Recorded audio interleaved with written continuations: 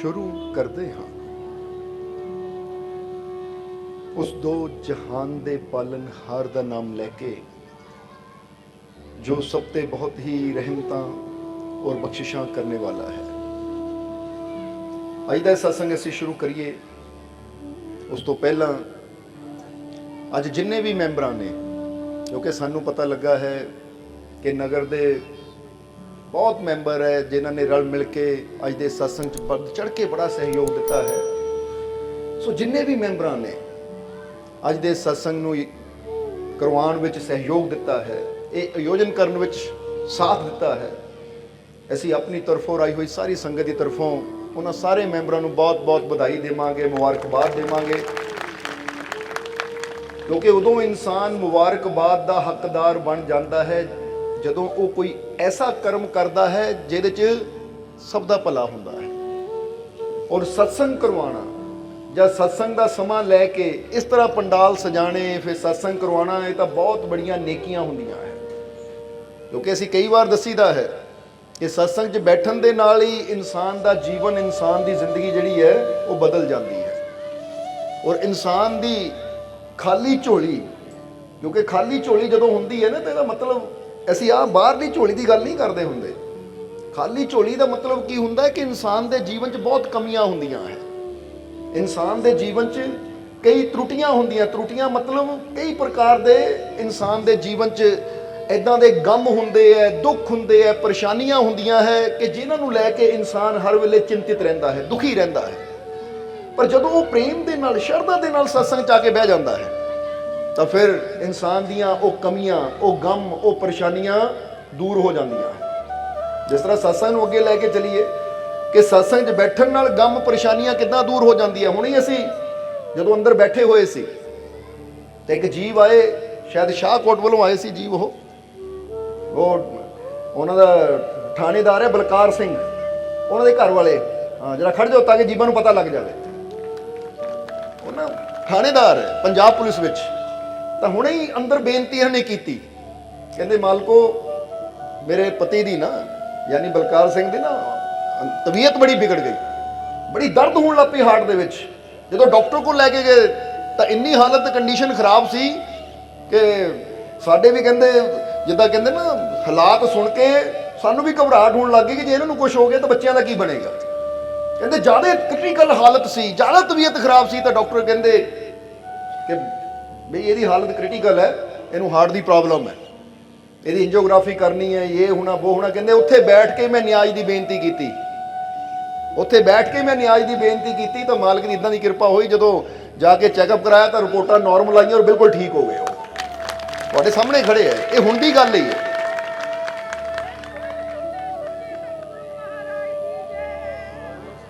क्योंकि हुणे रीसेंटली इन्होंने बेनती की और नाल ये भी कहा कि मालको एडी वड्डी रहमत हुई है, संगत नूं जरूर दस्सिओ।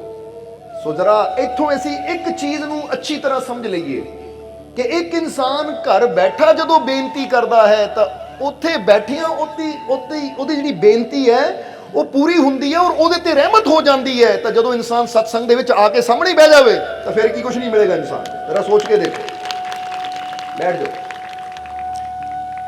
इसलिए बुल्ले शाह ने भी अपने कलाम दे विच बड़ी प्यारी गल कही है। बुल्ले शाह कहंदे फकरां दे कोल बह के बंदिया सुन फकरां दे बोल। जरा समझना, वो कहंदे फकीरां दे बोल सुन, फकीरां दे कोल बैठ, क्योंकि वो वचन सुन, वो बोल सुन जिन्ना तेरी जिंदगी च खुशियां आ जान, जिहदे नाल तेरी जिंदगी च वो मालिक दियां रहमतां दे विच बढ़ोतरी होवे, जिहदे नाल तेरे जीवन च शांति आवे, जिहदे नाल तैनूं कामयाबी मिले, हिम्मत मिले, हौसला मिले, साहस मिले, वो बोल सुन। और वो बोल किहदे है? फकीरां दे। क्योंकि फकर फकीर गुरु रहबर जद भी बोलते हैं तो सानू हिम्मत, हौसला, साहस देने वाले बोल बोलते हैं, वो सानू अगे बढ़ाने वाले बोल बोलते हैं। नहीं तो दुनिया ते तुसीं देखिया होएगा कि बहुत लोग किदां दे बोल बोलते हैं, वो साडी हिम्मत नूं, साडे हौसले नूं तोड़न वाले बोल बोल दिंदे हैं। समझदे हो कि नहीं? तुहानू भी जिंदगी जिंदा बहुत मिले होणगे कि जे तुसीं किते कहो ना मैं आ काम करना, वो रहण दे भाई बड़ा मुश्किल है, ये काम तो कोई कर ही नहीं सकिया, तेतों की होना है। या बंदा कहे मेरे घर नूं आ प्रॉब्लम है, मेरे घर च आ प्रॉब्लम है, या मैनू आ तकलीफ है, तो कई कहने वाले अच्छा ये तो दुख ही बहुत बड़ा, इसका तो कोई इलाज ही है नहीं, ਇਹਦੀ ਤਾਂ ਕੋਈ ਦਵਾਈ ਹੈ ਨਹੀਂ, ਇਹਦਾ ਤਾਂ ਇਲਾਜ ਹੀ ਹੈ ਨਹੀਂ, ਇਹ ਤਾਂ ਮੁਸ਼ਕਿਲ ਹੀ ਬਹੁਤ ਬੜੀ ਹੈ। ਪਰ ਜਦੋਂ ਸੰਤਾਂ ਫਕੀਰਾਂ ਦੇ ਕੋਲ ਜਾਂਦੇ ਆ ਤਾਂ ਬੜੀ ਤੋਂ ਬੜੀ ਮੁਸ਼ਕਿਲ ਵੀ ਹੋਵੇ ਤਾਂ ਸੰਤ ਫਕੀਰ ਕੀ ਕਹਿੰਦੇ ਆ, ਉਹ ਫਿਕਰ ਨਾ ਕਰ, ਫਿਕਰ ਨਾ ਕਰ, ਹਰ ਮੁਸ਼ਕਿਲ ਦਾ ਹੱਲ ਉਹਦੀ ਰਹਿਮਤ ਨਾਲ ਹੋ ਜਾਂਦਾ ਹੈ, ਕਿਉਂਕਿ ਉਹਦੀ ਰਹਿਮਤ ਸਭ ਤੋਂ ਬੜੀ ਹੈ, ਉਹਦੀ ਕਿਰਪਾ ਸਭ ਤੋਂ ਬੜੀ ਹੈ। ਇਸ ਲਈ ਜੇ ਜੀਵਨ 'ਚ ਸਾਨੂੰ ਹਿੰਮਤ ਚਾਹੀਦੀ ਹੈ, ਹੌਸਲਾ ਚਾਹੀਦਾ ਹੈ, ਸਾਹਸ ਚਾਹੀਦਾ ਹੈ, ਤਾਂ ਜ਼ਰਾ ਯਾਦ ਰੱਖਣਾ ਕਿ ਇੱਕ ਸੰਤਾਂ ਫਕੀਰਾਂ ਦੇ ਵਚਨ ਜਦੋਂ ਇਨਸਾਨ ਆਪਣੇ ਹਿਰਦੇ 'ਚ ਬਿਠਾ ਲੈਂਦਾ ਹੈ ਨਾ, ਤਾਂ ਉਹ ਵਚਨ ਜਦੋਂ ਇਨਸਾਨ ਆਪਣੇ ਹਿਰਦੇ 'ਚ ਬਿਠਾ ਕੇ ਉਸ ਤੇ ਅਮਲ ਕਰਦਾ ਹੈ ਤਾਂ ਫਿਰ ਜ਼ਿੰਦਗੀ 'ਚ ਉਹਨੂੰ ਕਾਮਯਾਬੀ ਵੀ ਜ਼ਰੂਰ ਮਿਲਦੀ ਹੈ। ਇੱਕ ਕਿੱਸਾ ਪੜ੍ਹ ਰਹੇ ਸੀ ਅਸੀਂ ਕਿ ਇੱਕ ਹਾਲੀਵੁੱਡ ਵਿੱਚ ਨਾ ਇੱਕ ਬਹੁਤ ਫੇਮਸ ਪਹਿਲੇ ਸਮੇਂ 'ਚ ਇੱਕ ਹੀਰੋਇਨ ਹੋਈ ਹੈ ਜਿਹਦਾ ਨਾਂ ਸੀ ਗ੍ਰੇਟਾ ਗਾਰਬੋ। ਉਹਦੇ ਜੀਵਨ ਦੀ ਘਟਨਾ ਹੈ ਕਿ ਕਿਹਾ ਜਾਂਦਾ ਅਮਰੀਕਾ ਦੀ ਗੱਲ ਹੈ ਕਿ ਉਹ ਨਾ ਇੱਕ ਸੈਲੂਨ ਤੇ ਲੱਗੀ ਹੋਈ ਸੀ, ਜਿੱਥੇ ਉਹਦਾ ਕੰਮ ਕੀ ਸੀ, ਸੈਲੂਨ ਦੇ ਉੱਪਰ ਉਹਨਾਂ ਸਫਾਈ ਕਰਨੀ ਜਾਂ ਜਿਹੜੇ ਬਰਸ਼ ਹੁੰਦੇ ਇਹਨਾਂ ਨੂੰ ਸਾਫ਼ ਕਰਕੇ ਰੱਖਣਾ। ਸੈਲੂਨ ਦਾ ਮਤਲਬ ਸਮਝਦੇ ਨਾ, ਹੇਅਰ ਡਰੈਸਰ ਦੀ ਦੁਕਾਨ। ਜਰਾ ਸਮਝਣਾ ਕਿ ਇੱਕ ਦਿਨ ਕਿਹਾ ਜਾਂਦਾ ਕਿ ਇੱਕ ਰੱਬ ਦਾ ਨਾਮ ਲੈਣ ਵਾਲਾ ਨਾ ਇੱਕ ਪਾਦਰੀ ਜਿਹੜਾ ਪ੍ਰਮਾਤਮਾ ਨੂੰ ਮੰਨਣ ਵਾਲਾ ਸੀ, ਜਿਹੜਾ ਪ੍ਰੀਸਟ ਸੀ, ਪ੍ਰੀਸਟ ਯਾਨੀ ਇੱਕ ਫਕੀਰ, ਇੱਕ ਸੰਤ, ਇੱਕ ਦਿਨ ਉੱਥੋਂ ਦੀ ਗੁਜ਼ਰ ਰਿਹਾ ਸੀ ਦੁਕਾਨ ਦੇ ਮੋੜ ਦੀ। ਤਾਂ ਜਦੋਂ ਉਹ ਦੁਕਾਨ ਦੇ ਮੋੜ ਦੀ ਗੁਜ਼ਰ ਰਿਹਾ ਸੀ ਤਾਂ ਉਸਨੇ ਦੇਖਿਆ ਔਰ ਉਹਦੇ ਚਿਹਰੇ ਨੂੰ ਦੇਖ ਕੇ ਕਹਿਣ ਲੱਗਾ ਕਿ ਬੇਟਾ ਤੂੰ ਆ ਕੀ ਕਰ ਰਹੀ ਹੈ? ਬਰਸ਼ ਸਾਫ਼ ਕਰਦੀ ਆ, ਸਾਬਣ ਸੁਬਣ ਸੰਭਾਲਦੀ ਆ, ਕੀ ਕਰ ਰਹੀ ਹੈ ਤੂੰ? ਕਿ ਤੂੰ ਤਾਂ ਬਹੁਤ ਬੜੀ ਅਭਿਨੇਤਰੀ ਬਣ ਸਕਦੀ ਹੈ, ਬਹੁਤ ਬੜੀ ਐਕਟਰ ਬਣ ਸਕਦੀ ਹੈ, ਤੂੰ ਕੋਸ਼ਿਸ਼ ਕੀਤੀ ਕਿ ਨਹੀਂ? ਤਾਂ ਉਸ ਲਈ ਉਹ ਲੜਕੀ ਨੇ ਕਿਹਾ, ਕਹਿੰਦੀ ਮੈਂ ਗਰੀਬ ਹਾਂ ਔਰ ਮੈਂ ਤਾਂ ਕਦੀ ਇਹਦੇ ਬਾਰੇ ਸੋਚਿਆ ਵੀ ਨਹੀਂ। ਕਹਿੰਦੇ ਫਿਰ ਹੁਣ ਸੋਚ, ਹੁਣ ਸੋਚ। ਕਹਿੰਦੇ ਹੁਣ ਜਦੋਂ ਪ੍ਰੀਸਟ ਦੇ ਬੋਲ ਉਹਦੇ ਕੰਨਾਂ 'ਚ ਪਏ ਤਾਂ ਜਿਹੜੀ ਚੀਜ਼ ਉਹਨੇ ਨਹੀਂ ਵੀ ਸੋਚੀ ਸੀ ਹੁਣ ਉਹਦੇ ਦਿਮਾਗ 'ਚ ਆ ਗਈ ਕਿ ਮੈਂ ਕਰਾਂ, ਕਿਉਂਕਿ ਫਕੀਰਾਂ ਨੇ ਕਿਹਾ, ਪ੍ਰੀਸਟ ਨੇ ਕਿਹਾ, ਪ੍ਰੀਸਟ ਯਾਨੀ ਕਿ ਸੰਤ ਨੇ ਕਿਹਾ ਹੈ ਕਿ ਤੂੰ ਤਾਂ ਬਹੁਤ ਬੜੀ ਅਭਿਨੇਤਰੀ ਬਣ ਸਕਦੀ ਹੈ। ਕਹਿੰਦੀ ਮੇਰੇ ਮਨ 'ਚ ਖਿਆਲ ਵੀ ਨਹੀਂ ਸੀ ਜਿਹੜੀ ਚੀਜ਼ ਦਾ। ਉਹ ਪ੍ਰੀਸਟ ਦੇ ਸੰਤਾਂ ਦੇ ਵਚਨ ਸੁਣ ਕੇ ਮੇਰੇ ਅੰਦਰ ਇੱਕ ਬੀਜ ਪੈਦਾ ਹੋ ਗਿਆ ਕਿ ਕੋਸ਼ਿਸ਼ ਤਾਂ ਕਰਾਂ, ਕਿਉਂਕਿ ਉਹਨਾਂ ਨੇ ਕਿਹਾ ਤੂੰ ਕੋਸ਼ਿਸ਼ ਤਾਂ ਕਰ, ਕਿਉਂਕਿ ਬਿਨਾਂ ਕੋਸ਼ਿਸ਼ ਕੀਤਿਆਂ ਕਿੱਦਾਂ ਪਤਾ ਲੱਗੇਗਾ ਕਿ ਤੂੰ ਕਾਮਯਾਬ ਹੋ ਸਕਦੀ ਕਿ ਨਹੀਂ।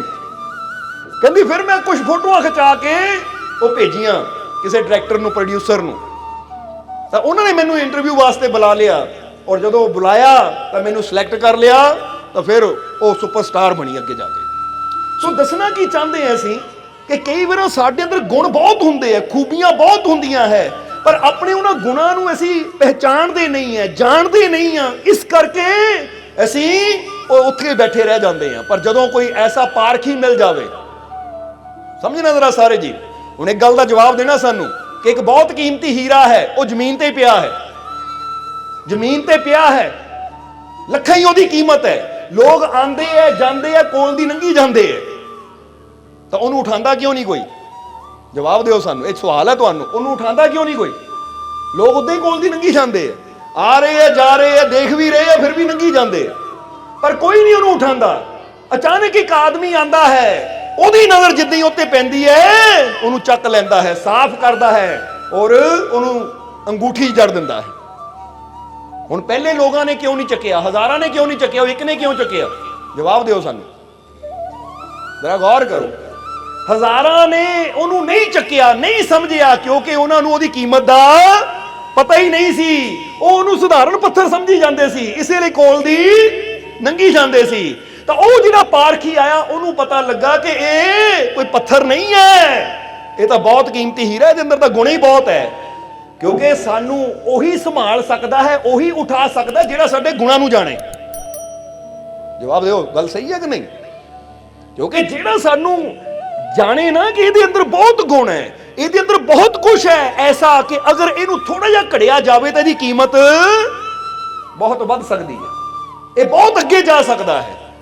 ਇਸੇ ਤਰ੍ਹਾਂ ਯਾਦ ਰੱਖਣਾ ਕਿ ਦੁਨੀਆ ਦੇ ਉੱਪਰ ਹਜ਼ਾਰਾਂ ਲੋਕ ਸਾਨੂੰ ਮਿਲਦੇ ਐ, ਹਜ਼ਾਰਾਂ ਲੋਕ ਆਉਂਦੇ ਐ, ਜਾਂਦੇ ਐ, ਕਈ ਸਾਨੂੰ ਬੁਰਾ ਬੋਲਣਗੇ, ਕਈ ਸਾਨੂੰ ਕੁਝ ਕਹਿਣਗੇ। ਸਾਨੂੰ ਦਾ ਮਤਲਬ ਤੁਹਾਡੀ ਗੱਲ ਕਰ ਰਹੇ ਹਾਂ ਅਸੀਂ, ਇਹਨੂੰ ਜਰਾ ਨੋਟ ਕਰ ਲੈਣਾ ਕਿ ਕਈ ਵਾਰ ਬਹੁਤ ਸਾਨੂੰ ਬੁਰਾ ਭਲਾ ਬੋਲਦੇ ਐ, ਪਰ ਜਦੋਂ ਕੋਈ ਸੰਤ ਫਕੀਰ ਮੁਰਸ਼ਿਦ ਮਿਲਦਾ ਹੈ ਨਾ ਤਾਂ ਉਹ ਕਹਿੰਦਾ ਤੂੰ ਬੁਰਾ ਨਹੀਂ ਹੈ, ਕਿਉਂਕਿ ਤੇਰੇ ਅੰਦਰ ਬੜੀ ਕੁਆਲਿਟੀ ਹੈ, ਤੇਰੇ ਅੰਦਰ ਬੜੇ ਗੁਣ ਹੈ, ਤੇਰੇ ਅੰਦਰ ਬੜੀਆਂ ਖੂਬੀਆਂ ਹੈ, ਬਸ ਜ਼ਰੂਰਤ ਹੁੰਦੀ ਹੈ ਉਹਨਾਂ ਖੂਬੀਆਂ ਨੂੰ ਬਾਹਰ ਲਿਆਉਣ ਦੀ, ਜ਼ਰੂਰਤ ਹੁੰਦੀ ਹੈ ਉਹਨਾਂ ਖੂਬੀਆਂ ਨੂੰ ਪਹਿਚਾਨਣ ਦੀ। ਇਸੇ ਲਈ ਗੁਰੂ ਰਹਿਬਰ ਸੰਤ ਮਹਾਪੁਰਸ਼ ਅਗਰ ਉਹਨਾਂ ਨੂੰ ਕੋਈ ਪੁੱਛੇ ਅਗਰ ਉਹਨਾਂ ਨੂੰ ਕੋਈ ਪੁੱਛੇ ਕਿ ਇਹ ਸੰਸਾਰ ਤੇ ਕੋਈ ਮਾਮੂਲੀ ਵੀ ਹੈ, ਕੋਈ ਆਮ ਵੀ ਹੈ, ਤਾਂ ਸੰਤ ਕਹਿਣਗੇ ਮਾਮੂਲੀ ਆਮ ਕੋਈ ਵੀ ਨਹੀਂ ਹੈ, ਕਿਉਂਕਿ ਜਿਸਨੇ ਸਾਨੂੰ ਸਾਰਿਆਂ ਨੂੰ ਬਣਾਇਆ ਨਾ ਉਹ ਬੜਾ ਖਾਸ ਹੈ। ਔਰ ਜਿਹੜਾ ਖਾਸ ਨੇ ਜਿਹਨੂੰ ਬਣਾਇਆ ਹੋਵੇ ਉਹਦੇ ਅੰਦਰ ਵੀ ਕੋਈ ਨਾ ਕੋਈ ਖਾਸੀਅਤ ਜ਼ਰੂਰ ਹੁੰਦੀ ਹੈ। ਸਮਝਦੇ ਹੋ ਕਿ ਨਹੀਂ? ਇਸ ਕਰਕੇ ਖਾਸ ਤੋਂ ਖਾਸ ਹੀ ਬਣ ਸਕਦਾ ਹੈ, ਖਾਸ ਤੋਂ ਆਮ ਤਾਂ ਕਦੀ। ਹੁਣ ਜ਼ਰਾ ਗੌਰ ਕਰਕੇ ਦੱਸਣਾ ਕਿ ਇੱਕ ਬਾਪ ਬੜਾ ਖਾਸ ਹੈ, ਉਹਦਾ ਬੱਚਾ ਆਮ ਹੋ ਸਕਦਾ ਹੈ? ਉਹਦਾ ਬੱਚਾ ਵੀ ਫਿਰ, ਕਿਉਂਕਿ ਬਾਪ ਦਾ ਨਾਮ ਹੀ ਮਿਲ ਗਿਆ ਤਾਂ ਉਹਦਾ ਬੱਚਾ ਆਪ ਹੀ ਖਾਸ ਹੋ ਗਿਆ। ਹੁੰਦਾ ਨਾ ਕੋਈ ਐਮਐਲਏ ਹੋਵੇ, ਕੋਈ ਅਫਸਰ ਹੋਵੇ ਤਾਂ ਉਹਦੇ ਬੱਚੇ ਨੂੰ ਵੀ ਸਲੂਟ ਵੱਜਦੇ ਹੈ, ਕਿਉਂਕਿ ਪਤਾ ਇਹ ਆਪਣੇ ਬਾਪ ਦਾ ਬੇਟਾ ਹੈ, ਭਾਈ ਇਹਦਾ ਵੀ ਉਹੀ ਸਤਿਕਾਰ, ਉਹੀ ਇੱਜ਼ਤ ਮੈਨੂੰ ਕਰਨੀ ਪੈਣੀ ਹੈ। ਕਿਉਂਕਿ ਬਾਪ ਜੇ ਖਾਸ ਹੈ ਤਾਂ ਉਹਦੀ ਔਲਾਦ ਵੀ ਖਾਸਾਂ 'ਚ ਗਿਣੀ ਜਾਂਦੀ ਹੈ। ਹੁਣ ਬੈਠਾ ਤਖਤ ਤੇ ਬਾਦਸ਼ਾਹ ਹੁੰਦਾ ਹੈ, ਪਰ ਉਹਦਾ ਬੇਟਾ ਕੀ ਗਿਣਿਆ ਜਾਂਦਾ? ਰਾਜਕੁਮਾਰ ਜਾਂ ਯੁਵਰਾਜ। ਹੁਣ ਉਹ ਵੀ ਜਿੱਥੇ ਜਾਂਦਾ ਲੋਕ ਉਹਨੂੰ ਵੀ ਸਲਾਮਾਂ ਕਰਦੇ। ਇਸ ਲਈ ਅਸੀਂ ਇੱਥੇ ਇੱਕ ਚੀਜ਼ ਦਾ ਹਮੇਸ਼ਾ ਆਪਣੇ ਅੰਦਰ ਖਿਆਲ ਰੱਖਣਾ ਹੈ। ਉਹ ਖਿਆਲ ਕੀ ਰੱਖਣਾ ਹੈ ਕਿ ਮੇਰੇ ਅੰਦਰ ਵੀ ਬਹੁਤ ਗੁਣ ਹੈ, ਮੇਰੇ ਅੰਦਰ ਵੀ ਬਹੁਤ ਖੂਬੀਆਂ ਹੈ। ਪਰ ਇਹ ਗੱਲ ਹੰਕਾਰ ਨਾਲ ਨਹੀਂ ਕਹਿਣੀ, ਕਿਉਂਕਿ ਇੱਕ ਹੁੰਦਾ ਹੰਕਾਰ ਕਿ ਮੇਰੇ ਅੰਦਰ ਬਹੁਤ ਗੁਣ ਹੈ, ਬਾਕੀ ਤਾਂ ਮੇਰੇ ਸਾਹਮਣੇ ਹੈ ਹੀ ਕੁਝ ਨਹੀਂ, ਬਾਕੀ ਤਾਂ ਮੇਰੇ ਸਾਹਮਣੇ ਜ਼ੀਰੋ ਹੈ। ਉਹ ਹੰਕਾਰ ਹੋ ਜਾਂਦਾ ਹੈ। ਤਾਂ ਜਿੱਥੇ ਇਹ ਆਂਦਾ ਹੈ ਕਿ ਮੇਰੇ ਅੰਦਰ ਵੀ ਬਹੁਤ ਗੁਣ ਹੈ, ਤਾਂ ਪ੍ਰਮਾਤਮਾ ਨੇ ਸਭ ਦੇ ਅੰਦਰ ਬਹੁਤ ਗੁਣ ਰੱਖੇ ਹੈ, ਕਿਉਂਕਿ ਜਿਸ ਸ਼ਕਤੀ ਨੇ ਮੈਨੂੰ ਬਣਾਇਆ ਉਹਨੇ ਸਭ ਨੂੰ ਬਣਾਇਆ ਹੈ। ਹੁਣ ਮੈਂ ਕੋਸ਼ਿਸ਼ ਕਰਨੀ ਹੈ ਕਿ ਆਪਣੇ ਗੁਣਾਂ ਨੂੰ ਵੀ ਵਧਾਵਾਂ ਤਾਂ ਦੂਜਿਆਂ ਦੇ ਗੁਣਾਂ ਨੂੰ ਵੀ ਸਮਝਾਂ, ਜਾਣਾ ਔਰ ਉਹਨੂੰ ਵੀ ਅੱਗੇ ਵਧਣ ਵਿੱਚ ਉਹਦੀ ਮਦਦ ਕਰਾਂ। ਇਹ ਹੁੰਦਾ ਰੱਬ ਦੇ ਪਿਆਰਿਆਂ ਦਾ ਕੰਮ। ਸਮਝਦੇ ਹੋ ਕਿ ਨਹੀਂ? ਕਿਉਂਕਿ ਇਹ ਗੱਲ ਯਾਦ ਰੱਖਣਾ ਹਮੇਸ਼ਾ ਕਿ ਜਦੋਂ ਇੰਨੀ ਚੀਜ਼ ਨੂੰ ਅਸੀਂ ਆਪਣੇ ਦਿਮਾਗ 'ਚ ਯਾਦ ਰੱਖਾਂਗੇ ਕਿ ਜਿਸ ਤਰ੍ਹਾਂ ਦੱਸਿਆ ਕਿ ਉਸ ਅਭਿਨੇਤਰੀ ਦੀ ਇੱਕ ਪ੍ਰੀਸ ਦੇ ਬਚਨਾਂ ਨੇ ਜ਼ਿੰਦਗੀ ਬਦਲ ਦਿੱਤੀ, ਕਿ ਉਹ ਕਿੱਥੇ ਸੀ ਔਰ ਕਿੱਥੇ ਪਹੁੰਚ ਗਈ। ਸਿਰਫ ਉਹਨੂੰ ਯਾਦ ਦਿਲਾਉਣ ਦੀ ਲੋੜ ਪਈ ਕਿ ਤੂੰ ਬਹੁਤ ਕਾਮਯਾਬ ਹੋ ਸਕਦੀ ਹੈ, ਤੂੰ ਆ ਕੀ ਕਰ ਰਹੀ ਹੈ।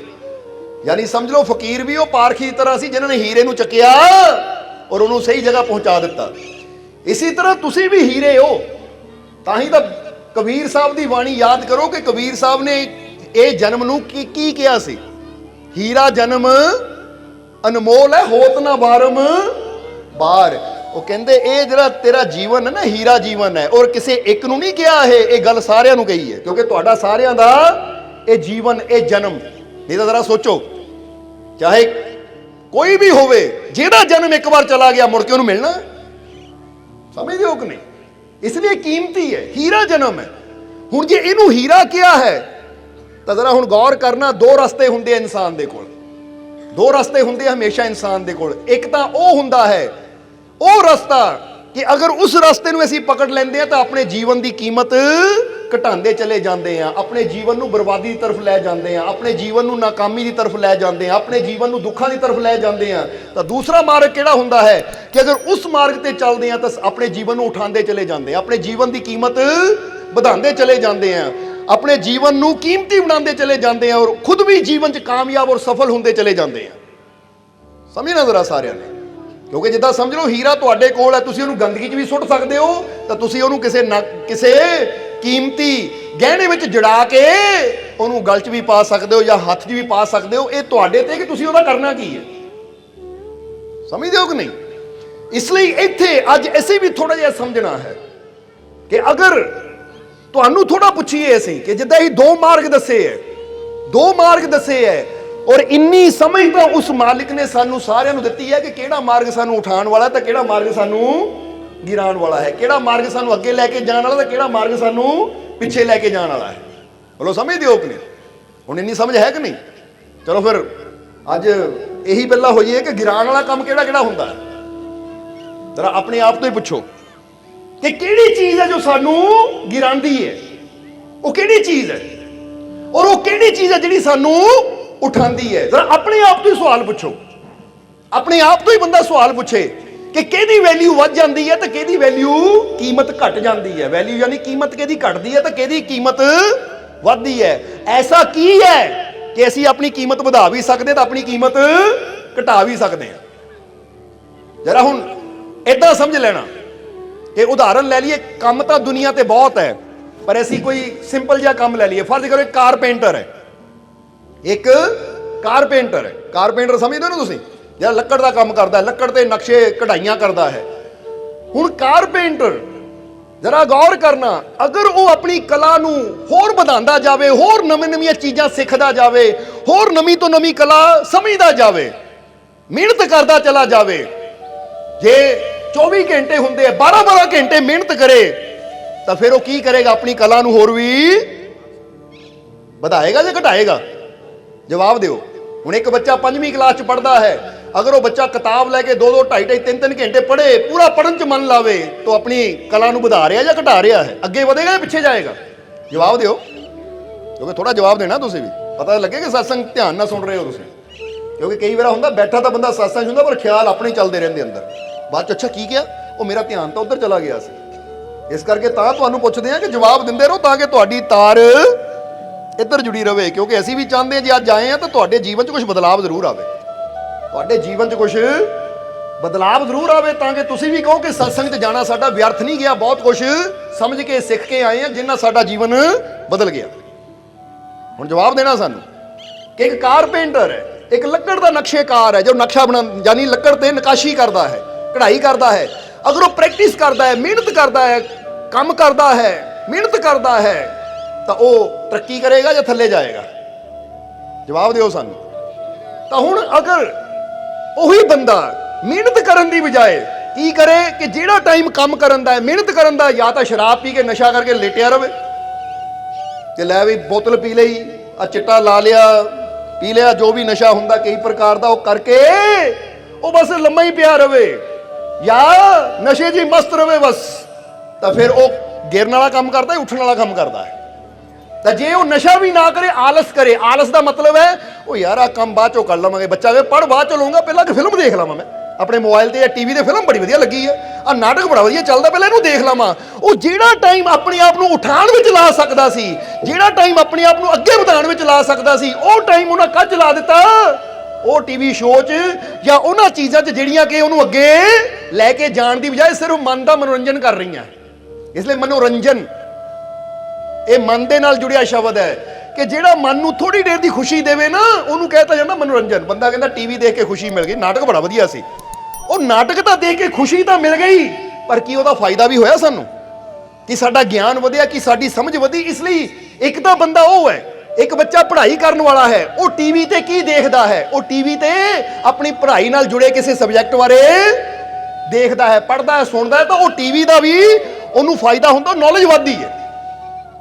ਹੁਣ ਕੋਈ ਕੁਕਿੰਗ ਕਰਦਾ ਹੈ, ਜੇ ਉਹ ਟੀਵੀ ਤੇ ਕੋਈ ਕੁਕਿੰਗ ਸ਼ੋਅ ਦੇਖਦਾ ਹੈ ਕਿ ਮੇਰਾ ਕੰਮ ਕੁਕਿੰਗ ਕਰਨਾ ਹੈ, ਰਸੋਈ ਦੇ ਵਿੱਚ ਕੰਮ ਹਲਵਾਈ ਦਾ ਕੰਮ ਹੈ, ਮੈਂ ਇਹ ਸ਼ੋਅ ਦੇਖ ਕੇ ਕੋਈ ਨਵੀਂ ਆਪਣੀ ਕੁਆਲਿਟੀ ਵਧਾ ਰਿਹਾ, ਤਾਂ ਉਹ ਸ਼ੋਅ ਦੇਖਣਾ ਵੀ ਉਹਦੇ ਵਾਸਤੇ ਫਾਇਦੇਮੰਦ ਹੈ। ਪਰ ਇੱਕ ਬੰਦਾ ਕਹਿੰਦਾ ਕਿ ਲੈ ਮੈਂ ਤਾਂ ਉਦਾਂ ਹੀ ਮਨ ਬਹਿਲਾਉਣ ਵਾਸਤੇ ਸ਼ੋਅ ਦੇਖ ਰਿਹਾ, ਮੇਰਾ ਟਾਈਮ ਪਾਸ ਕਰਨ ਵਾਸਤੇ ਦੇਖ ਰਿਹਾ, ਤਾਂ ਇੰਨਾ ਟਾਈਮ ਤਾਂ ਬੰਦੇ ਕੋਲ ਹੁੰਦਾ ਨਹੀਂ ਜਿਹਨੂੰ ਪਾਸ ਕਰਨ ਵਿੱਚ ਬੰਦਾ ਆਪਣਾ ਟਾਈਮ ਹੀ ਗਵਾ ਦੇਵੇ, ਕਿਉਂਕਿ ਟਾਈਮ ਬੜਾ ਕੀਮਤੀ ਹੈ, ਇਹ ਸਮਾਂ ਬੜਾ ਕੀਮਤੀ ਹੈ। ਇਸੇ ਲਈ ਤਾਂ ਬੁੱਲੇ ਸ਼ਾਹ ਕਹਿੰਦੇ ਫਕਰਾਂ ਦੇ ਕੋਲ ਬਹਿ ਕੇ ਬੰਦਿਆ ਸੁਣ ਫਕਰਾਂ ਦੇ ਬੋਲ, ਉਹ ਬਾਰ-ਬਾਰ ਇਹ ਹੱਥ ਨਹੀਂ ਆਣਾ, ਹੀਰਾ ਜਨਮ ਅਨਮੋਲ, ਕੋਡੀਆਂ ਦੇ ਭਾ ਜਾਂਦੀ ਜ਼ਿੰਦਗੀ ਪੈ ਜੂ ਇਸ ਦਾ ਮੋਲ।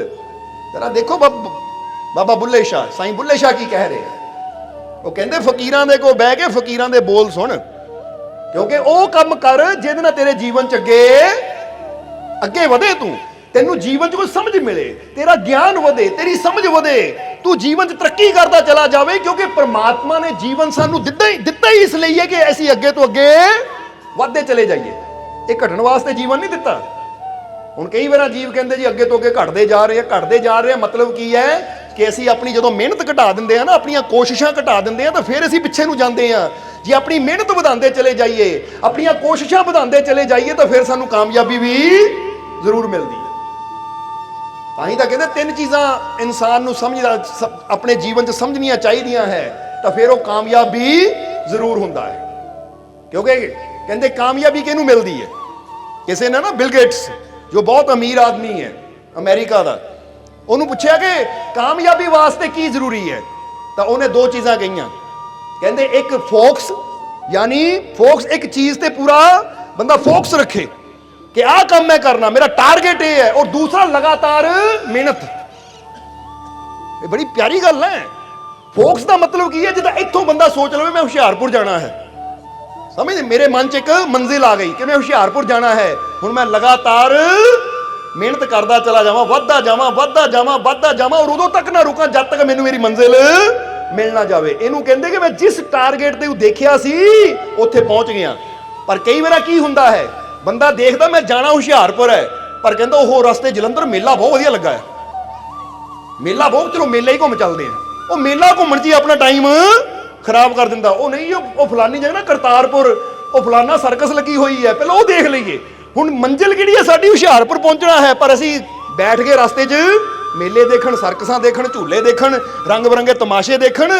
ਤਾਂ ਜਿਹੜਾ ਇਨਸਾਨ ਆਪਣੇ ਫੋਕਸ ਨੂੰ, ਆਪਣੇ ਧਿਆਨ ਨੂੰ ਉਧਰੋਂ ਜਿਹੜੀ ਉਹਦੀ ਮੰਜ਼ਿਲ ਹੁੰਦੀ ਹਟਾ ਲੈਂਦਾ ਹੈ, ਕਹਿੰਦੇ ਫਿਰ ਉਹ ਕਦੀ ਕਾਮਯਾਬ ਹੋ ਹੀ ਨਹੀਂ ਪਾਉਂਦਾ। ਇਸ ਲਈ ਸਾਡਾ ਇੱਕ ਟਾਰਗੇਟ ਹੋਣਾ ਚਾਹੀਦਾ ਹੈ। ਹੁਣ ਇਦਾਂ ਹੀ ਜੀਵਨ 'ਚ ਅਸੀਂ ਰੱਖ ਸਕਦੇ ਹਾਂ ਕਿ ਮੇਰਾ ਟਾਰਗੇਟ ਹੈ ਖੁਸ਼ੀ, ਮੇਰਾ ਟਾਰਗੇਟ ਹੈ ਕਾਮਯਾਬੀ, ਮੇਰਾ ਟਾਰਗੇਟ ਹੈ ਖੁਸ਼ੀ, ਕਾਮਯਾਬੀ। ਤਾਂ ਹੁਣ ਮੈਂ ਇਹ ਦੇਖਣਾ ਹੈ ਕਿ ਜਿਹੜੀ ਚੀਜ਼ ਮੈਨੂੰ ਟਾਰਗੇਟ ਤੋਂ ਦੂਰ ਕਰੇ, ਖੁਸ਼ੀ ਤੋਂ ਦੂਰ ਕਰੇ, ਕਾਮਯਾਬੀ ਤੋਂ ਦੂਰ ਕਰੇ, ਮੈਂ ਉਹਦੀ ਤਰਫ ਧਿਆਨ ਨਹੀਂ ਦੇਣਾ। ਸਮਝਦੇ ਹੋ ਕਿ ਨਹੀਂ? ਮੈਂ ਉਹਦੀ ਤਰਫ ਧਿਆਨ ਨਹੀਂ ਦੇਣਾ।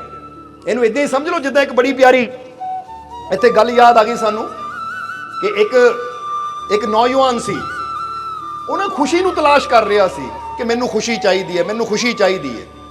ਹੁਣ ਜਦੋਂ ਖੁਸ਼ੀ ਦੀ ਤਲਾਸ਼ ਕਰਦਾ ਕਰਦਾ ਘੁੰਮ ਰਿਹਾ ਸੀ ਤਾਂ ਕਿਸੇ ਨੇ ਦੱਸਿਆ ਕਿ ਬਹੁਤ ਬੜੇ ਫਕੀਰ ਹੈ ਮੌਲਾਨਾ ਰੂਮੀ। ਮੌਲਾਨਾ ਰੂਮੀ ਦੇ ਜੀਵਨ ਦਾ ਕਿੱਸਾ ਹੈ ਕਿ ਉਹਨਾਂ ਕੋਲ ਚਲਾ ਜਾ, ਉਹੀ ਤੈਨੂੰ ਖੁਸ਼ੀ ਦਾ ਰਸਤਾ ਦੱਸ ਸਕਦੇ ਆ। ਹੁਣ ਤੁਸੀਂ ਵੀ ਸਮਝ ਲੈਣਾ ਖੁਸ਼ੀ ਦਾ ਮਾਰਗ ਕੀ ਹੈ। ਚਾਹੁੰਦੇ ਹੋ ਕਿ ਨਹੀਂ ਕਿ ਖੁਸ਼ੀ, ਕਿਉਂਕਿ ਖੁਸ਼ੀ ਤਾਂ ਸਾਰੇ ਚਾਹੁੰਦੇ ਆ, ਇਦਾਂ ਦਾ ਕੋਈ ਹੈ ਹੀ ਨਹੀਂ ਜਿਹਨੂੰ ਪੁੱਛੀਏ ਕਿ ਤੈਨੂੰ ਖੁਸ਼ੀ ਚਾਹੀਦੀ ਹੈ। ਨਹੀਂ, ਮੈਨੂੰ ਨਹੀਂ ਚਾਹੀਦੀ, ਮੈਨੂੰ ਤਾਂ ਦੁੱਖ ਚਾਹੀਦਾ ਹੈ। ਕੋਈ ਇਦਾਂ ਦਾ? ਸਾਰੇ ਖੁਸ਼ੀ ਚਾਹੁੰਦੇ ਹੋ ਨਾ।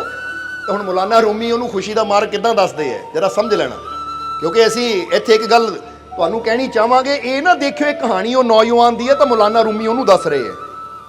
ਇਹ ਸਮਝ ਲਿਓ ਕਿ ਜੇ ਖੁਸ਼ੀ ਮੈਨੂੰ ਚਾਹੀਦੀ ਹੈ ਨਾ, ਤਾਂ ਜਿਹੜੀ ਟੈਕਨੀਕ, ਜਿਹੜਾ ਤਰੀਕਾ, ਜਿਹੜੀ ਵਿਧੀ ਮੌਲਾਨਾ ਰੂਮੀ ਨੇ ਉਹਨੂੰ ਦੱਸੀ, ਉਹ ਅਗਰ ਮੈਂ ਆਪਣੇ ਤੇ ਲਾਗੂ ਕਰੂੰਗਾ ਤਾਂ ਮੈਨੂੰ ਵੀ ਖੁਸ਼ੀ ਜ਼ਰੂਰ ਮਿਲੇਗੀ। ਸਮਝਦੇ ਹੋ? ਇਸ ਲਈ ਤਿਆਰ ਹੋ ਫਿਰ? ਹੁਣ ਧਿਆਨ ਦੇਣਾ ਜ਼ਰਾ।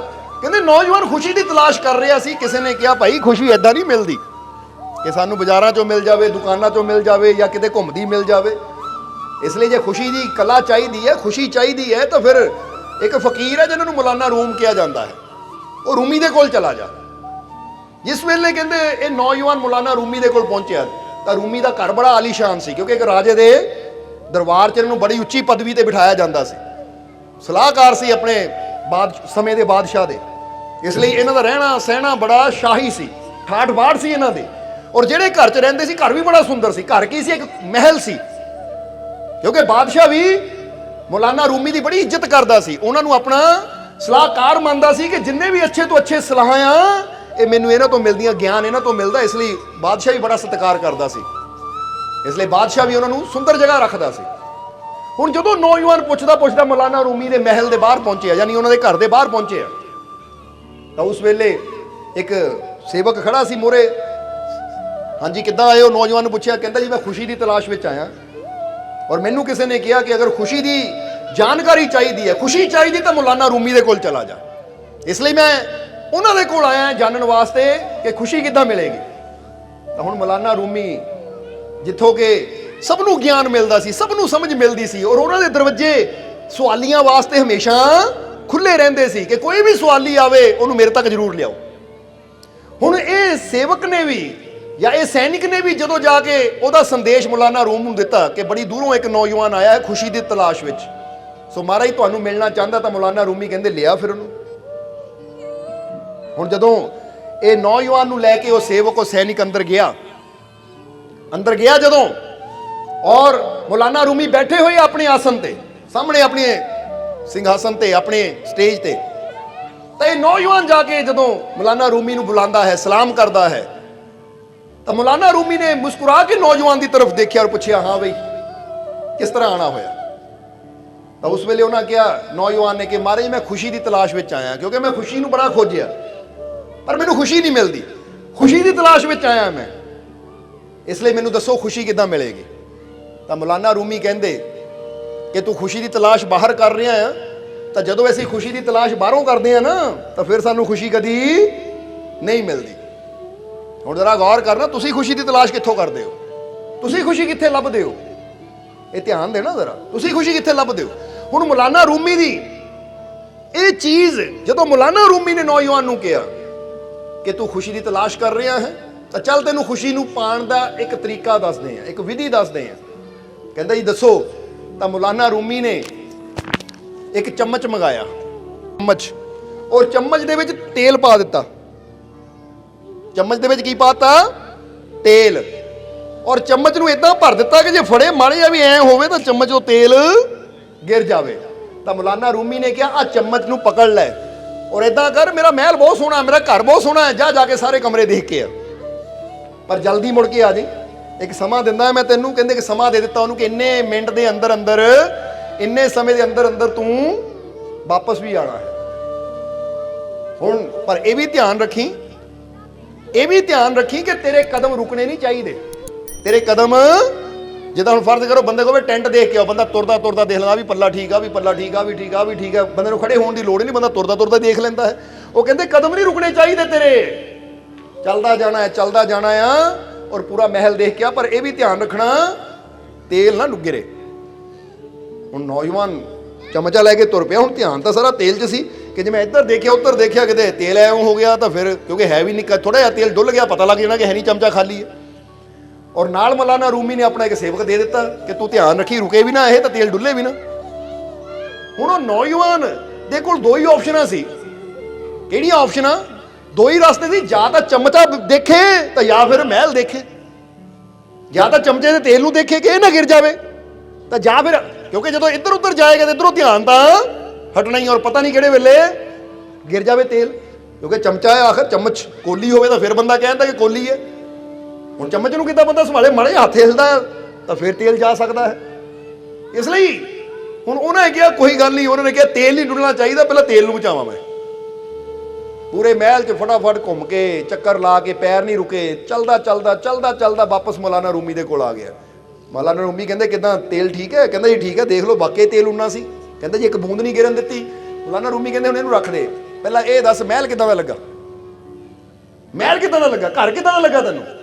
ਕਿਉਂਕਿ ਬੜੀ ਕਢਾਈ ਕੀਤੀ ਹੋਈ ਹੈ, ਬੜੇ, ਜਿੱਦਾਂ ਬੰਦਾ ਕਹਿੰਦਾ ਨਾ ਮੇਰੇ ਘਰ 'ਚ ਬੜੀ ਅੱਛੀ ਪੇਂਟਿੰਗ ਹੈ, ਬੜੇ ਅੱਛੇ ਪਰਦੇ ਲੱਗੇ ਹੈ, ਬੜੀਆਂ ਅੱਛੀਆਂ ਖਿੜਕੀਆਂ ਹੈ, ਬੜਾ ਅੱਛਾ ਸਾਜੋ ਸਮਾਨ ਹੈ, ਕਿੱਦਾਂ ਦਾ ਲੱਗਾ ਮਹਿਲ?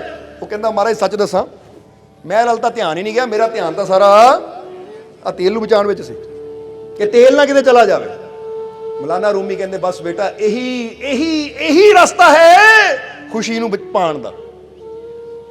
ਉਹ ਕਹਿੰਦਾ ਮਹਾਰਾਜ ਮੈਂ ਸਮਝਿਆ ਨਹੀਂ। ਉਹ ਕਹਿੰਦੇ ਬਸ ਸਮਝ ਲੈ ਕਿ ਦੁਨੀਆ ਵੀ ਇੱਕ ਮਹਿਲ ਦੀ ਤਰ੍ਹਾਂ ਹੈ।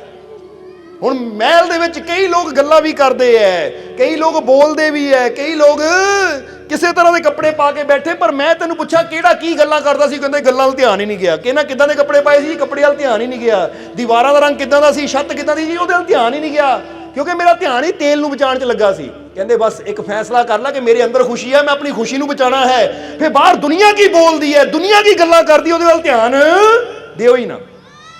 ਕਿਉਂਕਿ ਕਈ ਵਾਰ ਬੰਦਾ ਕੀ ਕਰਦਾ ਹੈ, ਬੰਦਾ ਬੜਾ ਖੁਸ਼ ਹੁੰਦਾ ਹੈ, ਬੰਦਾ ਬੜਾ ਖੁਸ਼ ਹੁੰਦਾ ਹੈ, ਪਰ ਕੋਈ ਆਂਦਾ ਹੈ ਉਹ ਕੱਪੜੇ ਕਿੱਦਾਂ ਦੇ ਪਾ ਲਏ ਤੂੰ, ਹੈ ਕਿੱਦਾਂ ਦਾ ਕੱਪੜਾ ਨਹੀਂ ਤੈਨੂੰ ਚੰਗਾ ਲੱਗਦਾ, ਰੰਗ ਨਹੀਂ ਤੈਨੂੰ ਚੰਗਾ ਲੱਗਦਾ, ਨਾਲ ਹੀ ਬੰਦੇ ਸਾਰੀ ਖੁਸ਼ੀ ਖਤਮ ਹੋ ਜਾਂਦੀ। ਇਹ ਭੁੱਲ ਜਾਂਦਾ ਕਿ ਮੈਂ ਕਿੰਨਾ ਖੁਸ਼ ਸੀਗਾ। ਕਈ ਵਾਰ ਇਹੀ ਦੱਸਿਆ ਕਿ ਬੰਦਾ ਵਿਆਹ ਨੂੰ ਜਾਂਦਾ ਹੈ ਨਾ, ਤਿਆਰ ਹੋ ਕੇ, ਬੜਾ ਸੋਹਣਾ, ਬੜੀ ਖੁਸ਼ੀ ਹੁੰਦੀ ਹੈ, ਰਾਤ ਨੂੰ ਸੌਂਦਾ ਵੀ ਨਹੀਂ ਹੈ, ਕੱਪੜੇ ਡਰਾਈ ਕਲੀਨ ਕਰਾਉਂਦਾ ਹੈ, ਨਵੇਂ ਕੱਪੜੇ ਖਰੀਦਦਾ ਹੈ, ਇੰਤਜ਼ਾਰ ਹੁੰਦਾ ਹੈ ਕਿ ਵਿਆਹ ਜਾਣਾ, ਬੜੀ ਖੁਸ਼ੀ ਦੀ ਗੱਲ ਹੈ। ਸਾਰਾ ਪਰਿਵਾਰ ਗੱਡੀ 'ਚ ਬਹਿ ਕੇ ਖੁਸ਼ੀ ਨਾਲ ਜਦੋਂ ਪੈਲਸ ਵਿੱਚ ਪਹੁੰਚਦਾ ਹੈ, ਤਾਂ ਪੈਲਸ ਵਿੱਚ ਪਹੁੰਚਦੇ ਜੇ ਕੋਈ ਕਹਿ ਦੇਵੇ ਨਾ, ਜਰਾ ਧਿਆਨ ਦੇਣਾ, ਕੋਈ ਕਹਿ ਦੇਵੇ ਮਾੜਾ ਜਿਹਾ ਉਹ ਰੰਗ ਨਹੀਂ ਜਚਿਆ ਤੈਨੂੰ, ਜਾਂ ਕੋਈ ਉੱਥੇ ਪਾਣੀ ਨਾ ਪੁੱਛੇ, ਚਾਹ ਨਾ ਪੁੱਛੇ, ਤਾਂ ਬੰਦਾ ਭੁੱਲ ਜਾਂਦਾ ਕਿ ਇੰਨੇ ਮਹੀਨਿਆਂ ਦੀ ਜਿਸ ਖੁਸ਼ੀ ਦਾ ਮੈਂ ਇੰਤਜ਼ਾਰ ਕਰ ਰਿਹਾ ਸੀ, ਅਗਲੇ ਦੀ ਇੱਕ ਛੋਟੀ ਜਿਹੀ ਗੱਲ ਨਾਲ ਹੀ ਮੈਂ ਆਪਣੀ ਖੁਸ਼ੀ ਗਵਾ ਲਈ। ਇਹਦਾ ਮਤਲਬ ਖੁਸ਼ੀ ਦਾ ਤੇਲ ਤਾਂ ਮੇਰੇ ਕੋਲ ਹੀ ਸੀ, ਪਰ ਮੈਂ ਦੂਜੇ ਦੀ ਖੁਸ਼ ਕਰਨ ਦੀ ਖਾਤਰ, ਦੂਜੇ ਨੂੰ ਦੇਖਣ ਦੀ ਖਾਤਰ ਆਪਣੇ ਖੁਸ਼ੀ ਦਾ ਤੇਲ ਨੂੰ ਡੋਲ ਦਿੱਤਾ। ਫਰਕ ਮੈਨੂੰ ਪਿਆ ਹੈ, ਉਹਦਾ ਕੀ ਜਾਣਾ ਹੈ। ਇਸ ਲਈ ਉੱਥੇ ਕੀ ਚਾਹੀਦਾ ਹੈ ਕਿ ਇਹ ਚੀਜ਼ ਮੈਨੂੰ ਆਰਾਮਦਾਇਕ ਹੈ ਨਾ, ਬੋਲੋ ਸਮਝਦੇ ਹੋ ਕਿ ਨਹੀਂ ਭਾਈ? ਮੈਂ ਕੰਫਰਟੇਬਲ ਹਾਂ, ਮੈਂ ਆਰਾਮਦਾਇਕ ਹਾਂ, ਤੈਨੂੰ ਪਸੰਦ ਆਈ ਜਾਂ ਨਹੀਂ ਆਈ, ਕਿਉਂਕਿ ਉਹਦੇ ਨਾਲ ਮੈਨੂੰ ਕੀ ਹੈ, ਸਮਝਦੇ ਹੋ ਕਿ ਨਹੀਂ? ਅੱਜ ਇਨਸਾਨ ਕੀ ਕਰਦਾ ਹੈ, ਦੂਜਿਆਂ ਨੂੰ ਖੁਸ਼ ਕਰਨ ਦੇ ਵਿੱਚ ਇਨਸਾਨ ਆਪਣੀ ਜ਼ਿੰਦਗੀ ਨੂੰ ਖਰਾਬ ਕਰ ਦਿੰਦਾ ਹੈ। ਹੁਣ ਪੈਰਿਸ 'ਚ ਵਿਆਹ ਵੀ ਬੰਦਾ ਨੇ ਕਰਨਾ ਨਾ, ਜਰਾ ਗੌਰ ਕਰਨਾ, ਜਾਂ ਕੋਈ ਦਹੇਜ ਵੀ ਦਿੰਦਾ ਬੰਦਾ, ਲੈ ਵੀ ਰਿਸ਼ਤੇਦਾਰਾਂ ਨੂੰ ਖੁਸ਼ ਕਰਨਾ ਹੈ, ਦੂਜਿਆਂ ਨੂੰ ਖੁਸ਼ ਕਰਦੇ ਕਰਦੇ ਬੰਦਾ ਆਪਣੀ ਜ਼ਿੰਦਗੀ ਨੂੰ ਇੰਨਾ ਬੋਝ ਨਾਲ ਭਰਪੂਰ ਕਰ ਲੈਂਦਾ, ਬੰਦਾ ਇਹ ਨਹੀਂ ਦੇਖਦਾ ਕਿ ਮੈਨੂੰ ਸਕੂਨ ਕਿੱਦਾਂ ਮਿਲੇਗਾ, ਮੈਨੂੰ ਆਰਾਮ ਕਿੱਦਾਂ ਮਿਲੇਗਾ।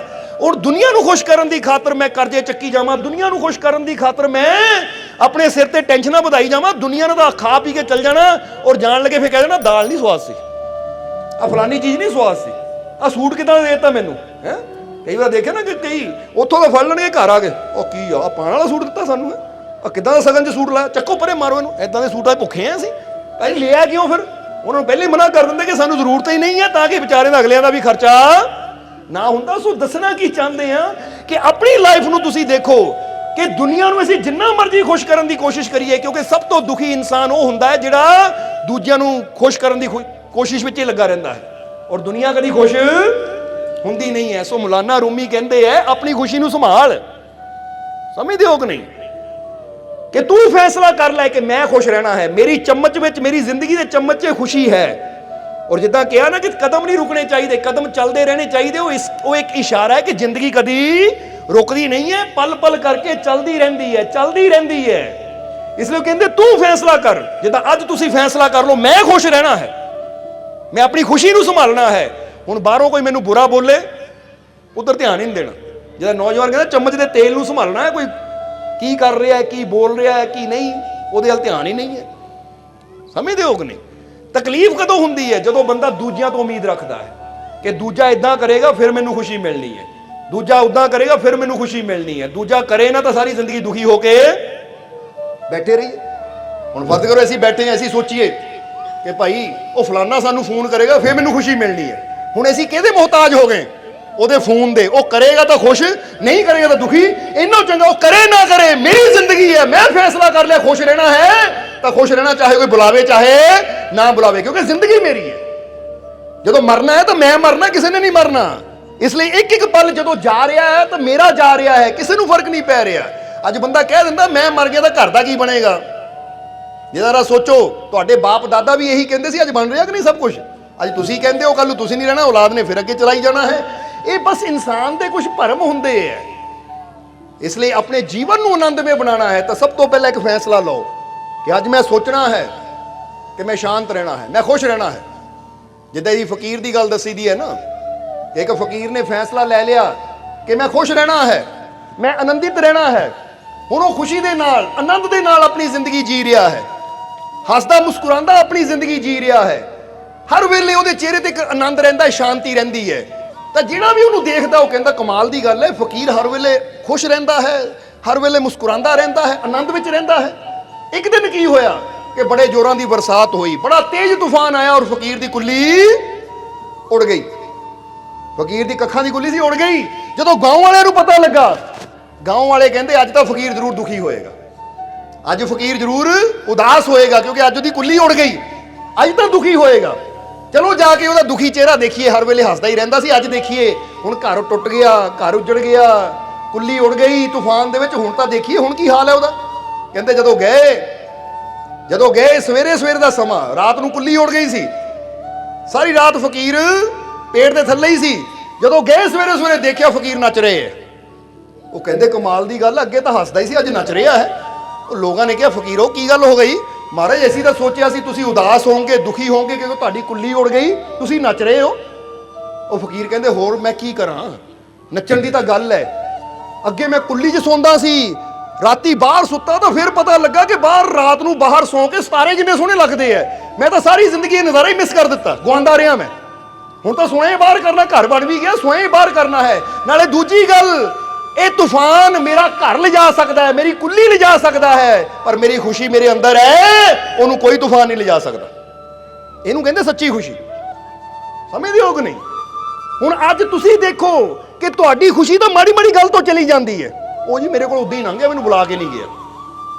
ਹੁਣ ਕੋਈ ਰਿਸ਼ਤੇਦਾਰ ਤੁਹਾਨੂੰ ਬੁਲਾ ਕੇ ਨਾ ਜਾਵੇ, ਤੁਸੀਂ ਬੈਠੇ ਹੋਵੋ, ਹੁਣ ਇਹਨੂੰ ਸਾਰੀ ਜ਼ਿੰਦਗੀ ਨਹੀਂ ਬੁਲਾਣਾ ਹੈ, ਮੈਨੂੰ ਬੁਲਾ ਕੇ ਨਹੀਂ ਗਿਆ, ਉਦਾਂ ਹੀ ਲੰਘ ਗਿਆ, ਬੜੀ ਆਕੜ ਹੋ ਗਈ ਇਹਦੀ। ਉਹ ਲੰਘ ਗਿਆ, ਤੁਸੀਂ ਆਪਣੀ ਖੁਸ਼ੀ ਕਿਉਂ ਖਰਾਬ ਕਰਦੇ ਹੋ? ਸਮਝਦੇ ਹੋ ਕਿ ਨਹੀਂ? ਹੁਣ ਕੋਈ ਆ ਕੇ ਪੈਰੀ ਹੱਥ ਲਾ ਦੇਵੇ, ਹਾਂ ਮੈਂ ਖੁਸ਼ ਹਾਂ, ਨਾ ਪੈਰੀ ਹੱਥ ਨਾ ਲਾਵੇ, ਅੱਜ ਉਹਨਾਂ ਪੈਰੀ ਹੱਥ ਨਹੀਂ ਲਾਇਆ, ਮੈਂ ਬਹੁਤ ਦੁਖੀ ਹਾਂ। ਕਿੱਦਾਂ ਦੀਆਂ ਚੀਜ਼ਾਂ ਨਾਲ ਤੁਸੀਂ ਆਪਣੀ ਐਡੀ ਅਨਮੋਲ ਖੁਸ਼ੀ ਨੂੰ ਜੋੜ ਦਿੰਦੇ ਹੋ?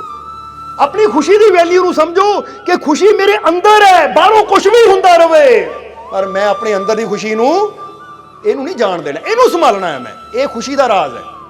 ਤਾਂ ਹੀ ਕਹਿੰਦੇ ਆਪਣੇ ਆਪ ਨਾਲ ਵਾਅਦਾ ਕਰੋ, ਆਪਣੇ ਆਪ ਨਾਲ ਫੈਸਲਾ ਲਓ, ਕਿਉਂਕਿ ਹਮੇਸ਼ਾ ਇਨਸਾਨ ਕਰਮ ਉਹੀ ਕਰਨ ਦੀ ਕੋਸ਼ਿਸ਼ ਕਰਦਾ ਹੈ ਜਿਹਦੇ ਵਾਸਤੇ ਉਹ ਆਪਣੇ ਅੰਦਰ ਇੱਕ ਫੈਸਲਾ ਲੈ ਲੈਂਦਾ ਕਿ ਮੈਂ ਕਰਨਾ ਹੈ।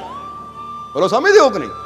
ਹੁਣ ਤੁਸੀਂ ਫੈਸਲਾ ਲੈ ਲਓ, ਫੈਸਲਾ ਲੈ ਲਓ ਕਿ ਮੈਂ ਅੰਦਰੋਂ ਖੁਸ਼ ਰਹਿਣਾ ਹੈ, ਬਾਹਰੋਂ ਚਾਹੇ ਕੋਈ ਬੋਲਦਾ ਬੋਲੀ ਜਾਵੇ, ਕੋਈ ਕਰਦਾ ਕਰੀ ਜਾਵੇ, ਮੈਂ ਅੰਦਰੋਂ ਆਪਣੀ ਖੁਸ਼ੀ ਨੂੰ ਨਹੀਂ ਮੈਂ ਜਾਣ ਦੇਣਾ। ਤਾਂ ਫਿਰ ਤੁਸੀਂ ਦੇਖੋਗੇ ਖੁਸ਼ੀ ਨੂੰ ਤੁਸੀਂ ਐਦਾਂ ਸੰਭਾਲ ਲਓਗੇ ਤੇ ਕੁਝ ਵੀ ਹੁੰਦਾ ਰਹੇ ਖੁਸ਼ੀ ਨਹੀਂ ਜਾਏਗੀ। ਔਰ ਇਹ ਗੱਲ ਹਮੇਸ਼ਾ ਯਾਦ ਰੱਖਣਾ, ਬੰਦੇ ਨੂੰ ਲੱਗੇਗਾ ਕਹਿਣਾ ਸੌਖਾ ਕਰਨਾ ਔਖਾ, ਪਰ ਅਸੀਂ ਕਹਿੰਦੇ ਤੁਸੀਂ ਕੋਸ਼ਿਸ਼ ਕਰੋਗੇ ਤਾਂ ਔਖੇ ਤੋਂ ਔਖਾ ਕੰਮ ਵੀ ਪ੍ਰੈਕਟਿਸ ਕਰਨ ਨਾਲ, ਕੋਸ਼ਿਸ਼ ਕਰਨ ਨਾਲ ਸੌਖਾ ਹੋ ਜਾਂਦਾ ਹੈ। ਹੋ ਜਾਂਦਾ ਕਿ ਨਹੀਂ? ਜਰਾ ਸਮਝ ਕੇ ਦੇਖਣਾ ਇਹ ਚੀਜ਼। ਇਸ ਲਈ ਮੌਲਾਨਾ ਰੂਮੀ ਨੇ ਉਹਨੂੰ ਕਿਹਾ, ਬੇਟਾ ਜਿੱਦਾਂ ਚਮਚ ਦੇ ਤੇਲ ਨੂੰ ਸੰਭਾਲਿਆ ਨਾ, ਖੁਸ਼ੀ ਨੂੰ ਵੀ ਇਦਾਂ ਹੀ ਸੰਭਾਲਣਾ ਪੈਂਦਾ ਹੈ। ਜੇ ਅਸੀਂ ਦੁਨੀਆ ਵੱਲ ਧਿਆਨ ਦੇਵਾਂਗੇ, ਦੁਨੀਆ ਕੀ ਬੋਲਦੀ ਹੈ, ਦੁਨੀਆ ਕੀ ਕਰਦੀ ਹੈ, ਦੁਨੀਆ ਕੀ ਕਹਿੰਦੀ ਹੈ, ਤਾਂ ਫਿਰ ਸਾਡੀ ਖੁਸ਼ੀ ਚਲੀ ਜਾਏਗੀ। ਤਾਂ ਜੇ ਅਸੀਂ ਖੁਸ਼ੀ ਨੂੰ ਸੰਭਾਲਾਂਗੇ ਤਾਂ ਫਿਰ ਕਹਿੰਦੇ ਨਾ, ਕੁਛ तो लोग कहेंगे, लोगों का काम है कहना, छोड़ो बेकार की बातों में कहीं बीत ना जाए रहना। कि लोगों ने कुछ ना कुछ तो कहना ही है, क्योंकि लोगों का काम ही है कहना।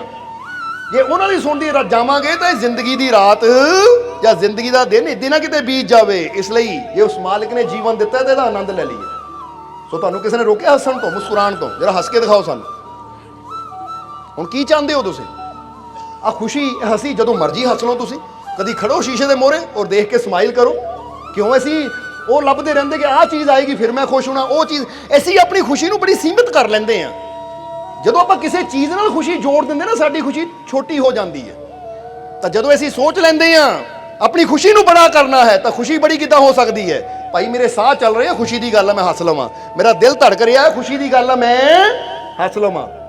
ਜਰਾ ਸੋਚੋ ਕਿੰਨੇ ਪਲ ਖੁਸ਼ੀ ਦੇ ਹੁੰਦੇ ਐ। ਇਸ ਲਈ ਤੁਸੀਂ ਜੀਂਦੇ ਜਾਗਦੇ ਬੈਠੇ ਹੋ, ਖੁਸ਼ੀ ਦੀ ਗੱਲ ਹੈ ਕਿ ਨਹੀਂ? ਇਸ ਲਈ ਤੁਹਾਡੇ ਸਾਹ ਚੱਲ ਰਹੇ, ਖੁਸ਼ੀ ਦੀ ਗੱਲ ਹੈ ਕਿ ਨਹੀਂ?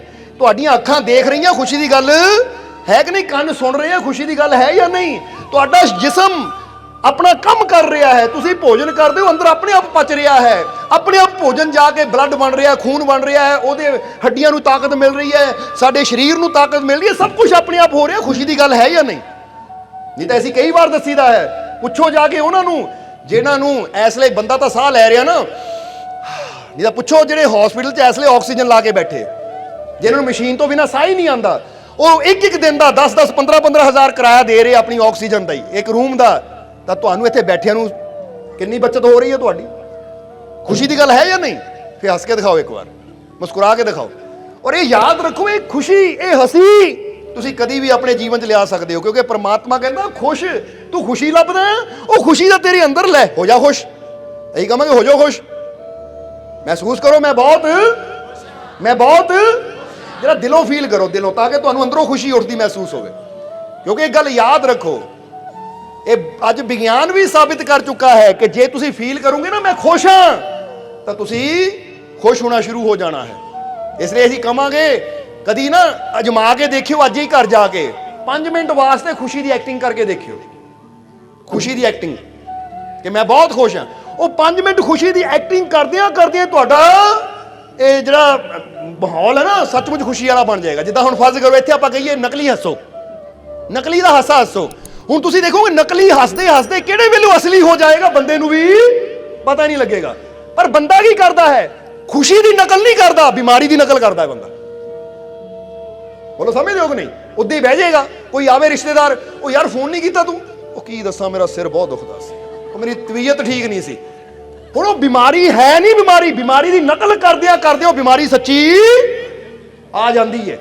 ਜਿੱਦਾਂ ਹੀ ਕਈ ਵਾਰ ਦੱਸਿਆ ਸ਼ੇਰ ਆ ਗਿਆ ਕਹਾਣੀ ਹੁੰਦੀ ਤਾਂ ਸੱਚੀ ਸ਼ੇਰ ਆ ਜਾਂਦਾ ਹੈ। ਉਦਾਂ ਹੀ ਆ ਗਈ, ਮੈਂ ਜੀ ਬਹੁਤ ਬਿਮਾਰ ਹਾਂ, ਮੈਨੂੰ ਕੰਮ ਤੋਂ ਛੁੱਟੀ ਚਾਹੀਦੀ ਹੈ, ਬਿਮਾਰੀ, ਮੈਨੂੰ ਸਕੂਲ ਤੋਂ ਛੁੱਟੀ ਚਾਹੀਦੀ ਹੈ, ਕਾਲਜ ਤੋਂ ਛੁੱਟੀ ਚਾਹੀਦੀ, ਬਿਮਾਰੀ, ਮਾਂ ਬਾਪ ਨੂੰ ਕੋਈ ਕੰਮ ਦਿੰਦੇ ਆ ਉਹਨਾਂ ਤੋਂ ਛੁੱਟੀ ਚਾਹੀਦੀ, ਬਿਮਾਰੀ, ਪਤੀ ਨੇ ਕੋਈ ਵਧੀਆ ਚੀਜ਼ ਖਾਣੀ ਹੈ ਫਰਮਾਇਸ਼ ਕਰਤੀ, ਨਹੀਂ ਜੀ ਅੱਜ ਮੈਂ ਠੀਕ ਨਹੀਂ ਹੈ, ਅੱਜ ਮੈਂ ਪਕੌੜੇ ਨਹੀਂ ਬਣਾ ਸਕਦੀ ਨਾ, ਅੱਜ ਤੁਸੀਂ ਬਣਾ ਲਓ, ਚਾਹ ਨਹੀਂ ਬਣਾ ਸਕਦੀ ਤੁਸੀਂ ਬਣਾ ਲਓ। ਜੇ ਪਤਨੀ ਨੇ ਫਰਮਾਇਸ਼ ਕੀਤੀ ਅੱਜ ਹੀ ਸ਼ਾਪਿੰਗ ਕਰਨ ਜਾਣਾ, ਨਹੀਂ ਅੱਜ ਮੇਰਾ ਪੇਟ ਦਰਦ, ਅੱਜ ਮੈਂ ਕੁਝ ਠੀਕ ਨਹੀਂ ਹੈ। ਹਰ ਪਾਸੇ ਹਰ ਇਨਸਾਨ ਬਿਮਾਰੀ ਨੂੰ ਹੀ ਵਧਾ ਰਿਹਾ ਹੈ, ਕਿਉਂਕਿ ਬਿਮਾਰੀ ਦੀ ਐਕਟਿੰਗ ਚੱਲ ਰਹੀ ਹੈ। ਔਰ ਜਿੰਨੀ ਅਸੀਂ ਬਿਮਾਰੀ ਦੀ ਐਕਟਿੰਗ ਕਰਦੇ ਹਾਂ, ਉਨੀ ਸਾਡੇ ਜੀਵਨ 'ਚ ਜਿਹੜੀ ਚੀਜ਼ ਦੀ ਅਸੀਂ ਐਕਟਿੰਗ ਕਰਨੀ ਉਹ ਸੱਚਮੁੱਚ ਨਹੀਂ। ਤਾਂ ਇੱਕ ਗੱਲ ਤੁਸੀਂ ਕਰਕੇ ਦੇਖਣਾ, ਕਿਹਾ ਜਾਂਦਾ ਨਾ, ਇੱਕ ਹੁਣ ਸਾਨੂੰ ਹੀਰੋ ਦਾ ਨਾਮ ਨਹੀਂ ਯਾਦ ਆ ਰਿਹਾ, ਉਹ ਲੰਗੜਾ ਕੇ ਤੁਰਦਾ ਹੁੰਦਾ ਸੀ ਫਿਲਮਾਂ 'ਚ। ਉਹ ਕਹਿੰਦੇ ਉਹ ਇੰਨਾ ਲੰਗੜਾ ਕੇ ਤੁਰਦਾ ਸੀ, ਉਹਨੂੰ ਸੱਚੀ ਲੰਗ ਮਾਰਨ ਦੀ ਆਦਤ ਪੈ ਗਈ। ਉਹ ਕਹਿੰਦੇ ਐਕਟਿੰਗ ਕਰਦੇ ਕਰਦੇ ਜੇ ਤੁਸੀਂ ਕਦੀ ਥਥਲਾ ਕੇ ਬੋਲੋ ਨਾ, ਲਗਾਤਾਰ ਬੋਲਦੇ ਜਾਓ, ਤਾਂ ਤੁਸੀਂ ਦੇਖੋਗੇ ਥੋੜੇ ਦਿਨਾਂ 'ਚ ਤੁਹਾਡੀ ਜ਼ੁਬਾਨ ਵਾਕਿਆ ਹੀ ਥਥਲਾਣ ਲੱਗ ਜਾਏਗੀ। ਕਿਉਂਕਿ ਜਿਹੜੀ ਚੀਜ਼ ਦੀ ਅਸੀਂ ਐਕਟਿੰਗ ਕਰਦੇ ਆ ਨਾ, ਉਹ ਆਦਤ ਬਣਦੀ ਚਲੀ ਜਾਂਦੀ ਹੈ ਸਾਡੀ। ਇਸ ਲਈ ਅੱਜ ਤੋਂ ਤੁਸੀਂ ਜੀਵਨ 'ਚ ਖੁਸ਼ੀ ਚਾਹੁੰਦੇ ਹੋ ਤਾਂ ਖੁਸ਼ ਹੋਣ ਦੀ ਐਕਟਿੰਗ ਕਰੋ। ਜਰਾ ਹੱਸ ਕੇ ਦਿਖਾਓ, ਮਤਲਬ ਐਕਟਿੰਗ 'ਚ ਹੱਸ ਕੇ ਦਿਖਾਓ। ਕਿੱਦਾਂ ਹੱਸ ਸਕਦੇ ਹੋ? ਉੱਚੀ ਉੱਚੀ ਹੱਸ ਕੇ ਦਿਖਾਓ ਜਰਾ। ਸੱਚੀ ਨਹੀਂ, ਐਕਟਿੰਗ 'ਚ ਹੱਸਣਾ ਹੈ, ਨਕਲੀ ਹੱਸਣਾ, ਨਕਲੀ। ਬਸ ਇੰਨਾ ਹੀ। ਉਹ ਰਾਵਣ ਨੂੰ ਦੇਖੋ, ਸਟੇਜਾਂ ਦੇ ਉੱਪਰ ਰਾਵਣ ਬਣਦਾ ਨਾ ਜਿਹੜਾ, ਉਹ ਕਹਿੰਦਾ ਹਾ ਹਾ ਹਾ ਹਾ ਹਾ। ਉਹ ਜਿੰਨਾ ਮਰਜ਼ੀ ਉਹਨੂੰ 10 ਮਿੰਟ ਭਾਵੇਂ ਕਰਾਈ ਜਾਓਗੇ, ਉਹਨੂੰ ਪਤਾ ਪੈਸੇ ਮਿਲਣੇ, ਚਲੋ ਤੁਹਾਨੂੰ ਪ੍ਰਸ਼ਾਦ ਮਿਲੇਗਾ। ਸਮਝਦੇ ਹੋ ਕਿ ਨਹੀਂ? ਬੰਦਾ ਕਹਿੰਦਾ ਮਿਲਣਾ ਕੀ ਮੈਨੂੰ? ਆਹ ਦੇਖੋ ਤੁਹਾਡੇ ਵਾਸਤੇ ਰੱਖਿਆ ਰਹਿਮਤ। ਆਹ ਦੇਖੋ, ਇਹ ਤੁਹਾਨੂੰ ਸਤਸੰਗ ਤੋਂ ਬਾਅਦ ਦੇਣੀ ਹੈ, ਉਹਨੂੰ ਮਿਲਣੀ ਹੈ ਜਿਹੜਾ ਹੱਸੇਗਾ। ਚਲੋ ਹੱਸ ਕੇ ਦਿਖਾਓ। ਐਕਟਿੰਗ ਕਰਨੀ ਹੈ, ਸੱਚੀ ਨਹੀਂ ਹੱਸਣਾ। ਚਲੋ ਕਿਹੜਾ ਹੁਣ ਯਾਦ ਰੱਖਿਓ, ਜਿਹੜਾ ਨਹੀਂ ਹੱਸਿਆ ਨਾ, ਉਹਨੂੰ ਇਹ ਰਹਿਮਤ ਨਹੀਂ ਮਿਲਣੀ। ਹੁਣ ਜਰਾ ਸੋਚੋ, ਤੁਸੀਂ ਜੇ ਐਕਟਿੰਗ ਵੀ ਕਰੋਗੇ ਤਾਂ ਐਕਟਿੰਗ ਕਰਦਿਆਂ ਕਰਦਿਆਂ ਤੁਹਾਡੇ ਅੰਦਰ ਖੁਸ਼ੀ ਆਣੀ ਸ਼ੁਰੂ ਹੋ ਜਾਏਗੀ, ਕਿਉਂਕਿ ਇਹ ਸੱਚਾਈ ਹੈ। ਹੁਣ ਇੱਕ ਇਨਸਾਨ ਪਤਾ ਕੀ ਕਹਿੰਦਾ, ਉਹ ਮੇਤੇ ਰਹਿਮਤ ਨਹੀਂ ਹੁੰਦੀ, ਮੇਤੇ ਰਹਿਮਤ ਨਹੀਂ ਹੁੰਦੀ, ਮੇਤੇ ਰਹਿਮਤ ਨਹੀਂ ਹੁੰਦੀ। ਤਾਂ ਉਹ ਵੀ ਕੀ ਕਰਦਾ ਹੈ, ਉਹ ਰਹਿਮਤ ਨਾ ਹੋਣ ਦੇ ਬਾਰੇ ਬੋਲ ਰਿਹਾ ਹੈ, ਤਾਂ ਉੱਤੇ ਰਹਿਮਤ ਹੋਣੀ ਬੰਦ ਹੋ ਜਾਂਦੀ ਹੈ। ਤਾਂ ਜਿਹੜਾ ਬੰਦਾ ਕਹਿਣਾ ਸ਼ੁਰੂ ਕਰ ਦੇਵੇ ਨਾ, ਮੇਤੇ ਬਹੁਤ ਰਹਿਮਤ ਹੋ ਰਹੀ ਹੈ, ਮੇਤੇ ਬਹੁਤ ਰਹਿਮਤ ਹੋ ਰਹੀ ਹੈ, ਪਹਿਲਾਂ ਬੇਸ਼ੱਕ ਨਾ ਹੋਵੇ, ਪਰ ਜਦੋਂ ਬੰਦਾ ਕਰਦਾ ਰਹਿੰਦਾ ਤਾਂ ਫਿਰ ਰੱਬ ਦੀ ਰਹਿਮਤ ਹੋਣੀ ਸ਼ੁਰੂ ਹੋ ਜਾਂਦੀ ਹੈ। ਕਿਉਂਕਿ ਯਾਦ ਰੱਖੋ, ਇਹ ਉਸੇ ਤਰ੍ਹਾਂ ਹੈ ਜਿਸ ਤਰ੍ਹਾਂ ਜ਼ਮੀਨ ਨੂੰ ਖੋਦਦੇ ਜਾਓ, ਪਹਿਲਾਂ ਪੱਥਰ ਆਣੇ ਹੈ, ਮਿੱਟੀ ਆਣੀ ਹੈ, ਚਿੱਕੜ ਆਣਾ ਹੈ, ਗਾਰਾ ਆਣਾ ਹੈ, ਪਰ ਫਿਰ ਪਾਣੀ ਵੀ ਆ ਜਾਣਾ ਹੈ। ਤਾਂ ਜੇ ਬੰਦਾ 1-2 ਫੱਟ ਮਾਰ ਕੇ ਸੋਚੇ ਪਾਣੀ ਤਾਂ ਆਇਆ ਨਹੀਂ, ਇਹ ਤਾਂ ਮਿੱਟੀ ਨਿਕਲੀ ਜਾਂਦੀ ਹੈ, ਤਾਂ ਫਿਰ ਬੰਦਾ ਕਦੀ ਵੀ ਪਾਣੀ ਤੱਕ ਨਹੀਂ ਪਹੁੰਚੇਗਾ। ਸਮਝ ਰਹੇ ਹੋ ਕਿ ਨਹੀਂ? ਇਸੇ ਤਰ੍ਹਾਂ ਜੇ ਸਾਨੂੰ ਜੀਵਨ 'ਚ ਮਾਲਿਕ ਦੀ ਰਹਿਮਤ ਚਾਹੀਦੀ ਹੈ ਤਾਂ ਕਹਿਣਾ ਸ਼ੁਰੂ ਕਰ ਦਿਓ, ਮੇਰੇ ਤੇ ਬਹੁਤ ਰਹਿਮਤ ਹੈ ਮਾਲਿਕ ਦੀ, ਮੇਰੇ ਜੀਵਨ 'ਚ ਬਹੁਤ ਰਹਿਮਤ ਹੈ ਮਾਲਿਕ ਦੀ, ਮੇਰੀਆਂ ਝੋਲੀਆਂ ਖੁਸ਼ੀਆਂ ਨਾਲ, ਮੇਰੀਆਂ ਝੋਲੀਆਂ ਰਹਿਮਤਾਂ ਨਾਲ। ਇਹ ਕਹਿਣਾ ਸ਼ੁਰੂ ਕਰ ਦਿਓ। ਹੌਲੀ ਹੌਲੀ ਤੁਸੀਂ ਸਮਝ ਲਓ ਇਹ ਰੱਬ ਦੀ ਰਹਿਮਤ ਤੱਕ ਜਾਣ ਦੀ ਖੁਦਾਈ ਕਰ ਰਹੇ ਹੋ। ਪਹਿਲਾਂ ਮਿੱਟੀ ਪੱਥਰ ਆਣਗੇ ਕਿਉਂਕਿ ਸ਼ੰਕਾਵਾਂ ਹਟਣਗੀਆਂ, ਔਰ ਫਿਰ ਕਰਦਿਆਂ ਜਦੋਂ ਵਿਸ਼ਵਾਸ ਨਾਲ ਲੱਗੇ ਰਹੇ, ਫਿਰ ਰਹਿਮਤਾਂ ਦੇ ਭੰਡਾਰ ਤੱਕ ਤੁਸੀਂ ਪਹੁੰਚ ਵੀ ਜਾਣਾ ਹੈ। ਪਰ ਬੰਦਾ ਕੀ ਕਰਦਾ ਹੈ, ਇਹ ਉਸੇ ਤਰ੍ਹਾਂ ਜਿੱਦਾਂ 1-2 ਫੁੱਟ ਖੋਦਦਾ ਹੈ ਤਾਂ ਬਾਅਦ ਚੋਂ ਕਹਿੰਦਾ ਪਾਣੀ ਤਾਂ ਨਿਕਲੇ ਨਹੀਂ, ਕਿਤੇ ਹੋਰ ਖੋਦੋ। ਉੱਥੋਂ 5 ਫੁੱਟ ਖੋਦਦਾ, ਕਹਿੰਦਾ ਪਾਣੀ ਤਾਂ ਨਿਕਲੇ ਨਹੀਂ, ਕਿਤੇ ਹੋਰ ਖੋਦੋ। ਤਾਂ ਜ਼ਰਾ ਸੋਚੋ, ਜੇ 5-5 ਫੁੱਟ 100 ਜਗ੍ਹਾ ਵੀ ਖੋਦ ਲਵਾਂਗੇ ਤਾਂ ਨਿਕਲੇਗਾ ਪਾਣੀ? ਹੁਣ ਜੇ ਉਹ 5-5 ਫੁੱਟ ਇੱਕੋ ਜਗ੍ਹਾ ਖੋਦਿਆ ਹੁੰਦਾ ਤਾਂ 100 ਜਗ੍ਹਾ ਖੋਦਣ ਵਾਲਾ ਬੰਦਾ ਜੇ 5 ਨੂੰ 100 ਨਾਲ ਕਰ ਦਈਏ ਤਾਂ 500 ਫੁੱਟ ਬਣ ਜਾਂਦਾ। ਸਮਝਦੇ ਹੋ ਕਿ ਨਹੀਂ? ਹੁਣ ਜਦੋਂ ਇੱਕੋ ਜਗ੍ਹਾ 500 ਫੁੱਟ ਖੋਦਾਂਗੇ ਤਾਂ ਪਾਣੀ ਤੱਕ ਤਾਂ ਐਦਾਂ ਪਹੁੰਚ ਜਾਵਾਂਗੇ, ਸ਼ਾਇਦ ਇੰਨੀ ਗਹਿਰਾਈ ਤੱਕ ਜਾ ਕੇ ਪਾਣੀ ਆਪਣੇ ਆਪ ਹੀ ਬਾਹਰ ਆਉਣ ਨੂੰ ਫਿਰੇ ਤੇ ਲੈ ਵੀ ਇੰਨਾ ਖੋਦ ਲਿਆ, ਹੁਣ ਪਾਣੀ ਬਾਹਰ ਆ ਰਿਹਾ ਠਾਠਾ ਮਾਰ ਕੇ। ਤਾਂ ਹੀ ਤਾਂ ਐਲਬਰਟ ਆਇਨਸਟਾਈਨ ਇੱਕ ਬਹੁਤ ਬੜੇ ਵਿਗਿਆਨਿਕ ਹੋਏ ਹੈ, ਉਹਨੇ ਇੱਕ ਗੱਲ ਕਹੀ ਹੈ ਕਿ ਅਗਰ ਤੇਰੀ ਲਗਨ, ਤੇਰਾ ਵਿਸ਼ਵਾਸ ਸੱਚਾ ਹੋਵੇ ਤਾਂ ਸੁੱਕੇ ਖੂਹ ਚੋਂ ਪਾਣੀ ਵੀ ਤੂੰ ਕੱਢ ਸਕਦਾ ਹੈ। ਕਮਾਲ ਦੀ ਗੱਲ, ਇੱਕ ਵਿਗਿਆਨਿਕ ਇਹ ਗੱਲ ਕਹਿ ਰਿਹਾ ਕਿ ਅਗਰ ਤੇਰੀ ਲਗਨ ਔਰ ਤੇਰਾ ਵਿਸ਼ਵਾਸ ਸੱਚਾ ਹੋਵੇ ਤਾਂ ਸੁੱਕੇ ਖੂਹ ਚੋਂ ਵੀ ਪਾਣੀ ਕੱਢ ਸਕਦਾ। ਤੇ ਕਿਸੇ ਨੇ ਕਿਹਾ ਮਾਰੇ ਕਿੱਦਾਂ ਨਿਕਲੇਗਾ ਸੁੱਕੇ ਖੂਹ ਚੋਂ ਪਾਣੀ? ਕਹਿੰਦੇ ਬਸ ਉਹਦੀ ਖੁਦਾਈ ਕਰ ਦੇ। ਕਿਉਂਕਿ ਖੂਹਾ ਸੁੱਕਦਾ ਕਦੋਂ ਹੈ, ਜਦੋਂ ਪਾਣੀ ਦੇ ਲੈਵਲ ਤੋਂ, ਯਾਨੀ ਪਾਣੀ ਦਾ ਲੈਵਲ ਡਾਊਨ ਹੋ ਜਾਂਦਾ ਹੈ। ਤਾਂ ਜੇ ਤੇਰੀ ਲਗਨ ਸੱਚੀ ਹੈ ਕਿ ਜੋ ਪਾਣੀ ਕੱਢਣਾ ਆ, ਉਹ ਖੂਹ ਦੇ ਵਿੱਚ ਖੁਦਾਈ ਸ਼ੁਰੂ ਕਰ ਦੇ। 5-10 ਫੁੱਟ, 15 ਫੁੱਟ, 20 ਫੁੱਟ ਖੋਦ ਕੇ ਪਾਣੀ ਦੁਬਾਰਾ ਉੱਪਰ ਆ ਜਾਏਗਾ। ਔਰ ਵਾਕਈ ਗੱਲ ਸਹੀ ਹੈ। ਸਮਝਦੇ ਹੋ ਕਿ ਨਹੀਂ?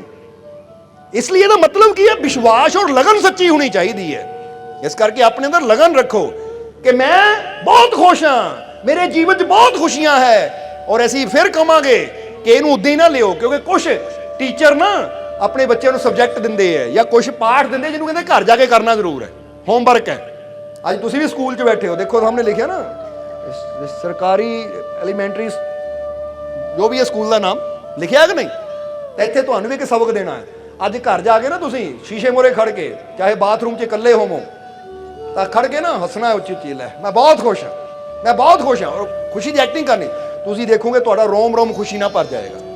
ਜੇ ਕਿਤੇ ਬਿਮਾਰੀ ਹੈ ਨਾ, ਫਰਜ਼ ਕਰੋ ਸਿਰ ਦੁਖ ਰਿਹਾ ਹੈ, ਕਿਤੇ ਪੇਟ ਦਰਦ ਹੈ, ਅਸੀਂ ਇਹ ਜੋ ਦੱਸ ਰਹੇ ਹਾਂ ਨਾ ਜਮਾ ਕੇ ਦੇਖਣਾ, ਸਿਰਫ ਇੱਥੇ ਨਹੀਂ ਸਿਰ ਹਿਲਾਉਣਾ, ਤੁਹਾਨੂੰ ਇਹਦਾ ਫਰਕ ਆਪਣੇ ਆਪ ਮਹਿਸੂਸ ਹੋਏਗਾ। ਫਿਰ ਸਾਡਾ 12 ਤਰੀਕ ਨੂੰ ਨਾ ਕਪੂਰਥਲੇ ਸਤਸੰਗ ਹੈ, ਉੱਥੇ ਆ ਕੇ ਦੱਸਿਓ ਫਰਕ ਪਿਆ ਕਿ ਨਹੀਂ ਪਿਆ। ਸਮਝਦੇ ਹੋ ਕਿ ਨਹੀਂ? ਕਿਉਂਕਿ 12 ਤਰੀਕ ਕਪੂਰਥਲਾ ਤੁਹਾਡੇ ਨੇੜੇ ਹੀ ਹੈ। 12 ਦਸੰਬਰ ਦਿਨ ਐਤਵਾਰ ਨੂੰ, ਫਿਰ ਉੱਥੇ ਆ ਕੇ ਦੱਸਿਓ ਕਿ ਇਹ ਚੀਜ਼ ਦਾ ਫਰਕ ਪੈਂਦਾ ਕਿ ਨਹੀਂ ਪੈਂਦਾ। ਜੇ ਤੁਹਾਡਾ ਸਿਰ ਦਰਦ ਹੈ, ਜੇ ਤੁਹਾਡੇ ਪੇਟ ਦਰਦ ਹੈ, ਸ਼ੀਸ਼ੇ ਮੂਹਰੇ ਖੜ ਜਾਣਾ, ਜੇ ਸ਼ੀਸ਼ਾ ਪੂਰਾ ਹੋਵੇ ਬੜਾ ਠੀਕ ਆ, ਨਹੀਂ ਤਾਂ ਜੇ ਚ ਫੇਸ ਨਜ਼ਰ ਆਵੇ ਖੜ ਕੇ ਗਾਓ। ਜੇ ਕਿਤੇ ਦਰਦ ਹੈ, ਸਿਰ ਦਰਦ ਹੈ, ਮਾਲਕ ਦੀ ਰਹਿਮਤ ਨਾਲ ਮੈਂ ਠੀਕ ਹਾਂ, ਔਰ ਨਾਲੇ ਹੱਸਦਿਆਂ ਹੋਇਆ ਮਾਲਕ ਦੀ ਰਹਿਮਤ ਨਾਲ ਮੈਂ ਠੀਕ ਹਾਂ। 5 ਮਿੰਟ ਵਾਸਤੇ ਤੁਸੀਂ 10-15 ਵਾਰ ਪੂਰੇ ਵਿਸ਼ਵਾਸ ਨਾਲ ਸ਼ੀਸ਼ੇ ਵੱਲ ਆਪਣੀਆਂ ਅੱਖਾਂ ਵੱਲ ਦੇਖਦਿਆਂ ਕਹਿਣਾ ਹੈ, ਤਾਂ ਤੁਸੀਂ ਪਾਉਂਗੇ ਵਾਕਈ 15 ਮਿੰਟਾਂ ਬਾਅਦ ਤੁਸੀਂ ਠੀਕ ਹੋ ਜਾਓਗੇ। ਇਹ ਗੱਲ ਹਮੇਸ਼ਾ ਯਾਦ ਰੱਖਣਾ, ਕਿਉਂਕਿ ਇੱਕ ਬੜਾ ਪਿਆਰਾ ਸ਼ਬਦ ਹੈ ਜਿਹਦੇ ਚ ਦੱਸਿਆ ਗਿਆ ਹੈ ਕਿ ਇੱਕ ਵਾਰ ਕਹਿੰਦੇ ਇੱਕ ਮਸਤ ਫਕੀਰ ਯਾਤਰਾ ਕਰਦੇ ਕਰਦੇ ਇੱਕ ਦੂਸਰੇ ਫਕੀਰਾਂ ਦੇ ਨਗਰ 'ਚ ਪਹੁੰਚ ਗਏ। ਤਾਂ ਉਹ ਫਕੀਰ ਨੇ ਇਮਤਿਹਾਨ ਲੈਣ ਦੀ ਖਾਤਰ ਪੁੱਛਿਆ ਇਸ ਨੂੰ ਕਿ ਕੌਣ तुम्हारी जात है, कौन तुम्हारा नाम, कौन तुम्हारा इष्ट है, कहाँ तुम्हारा गांव।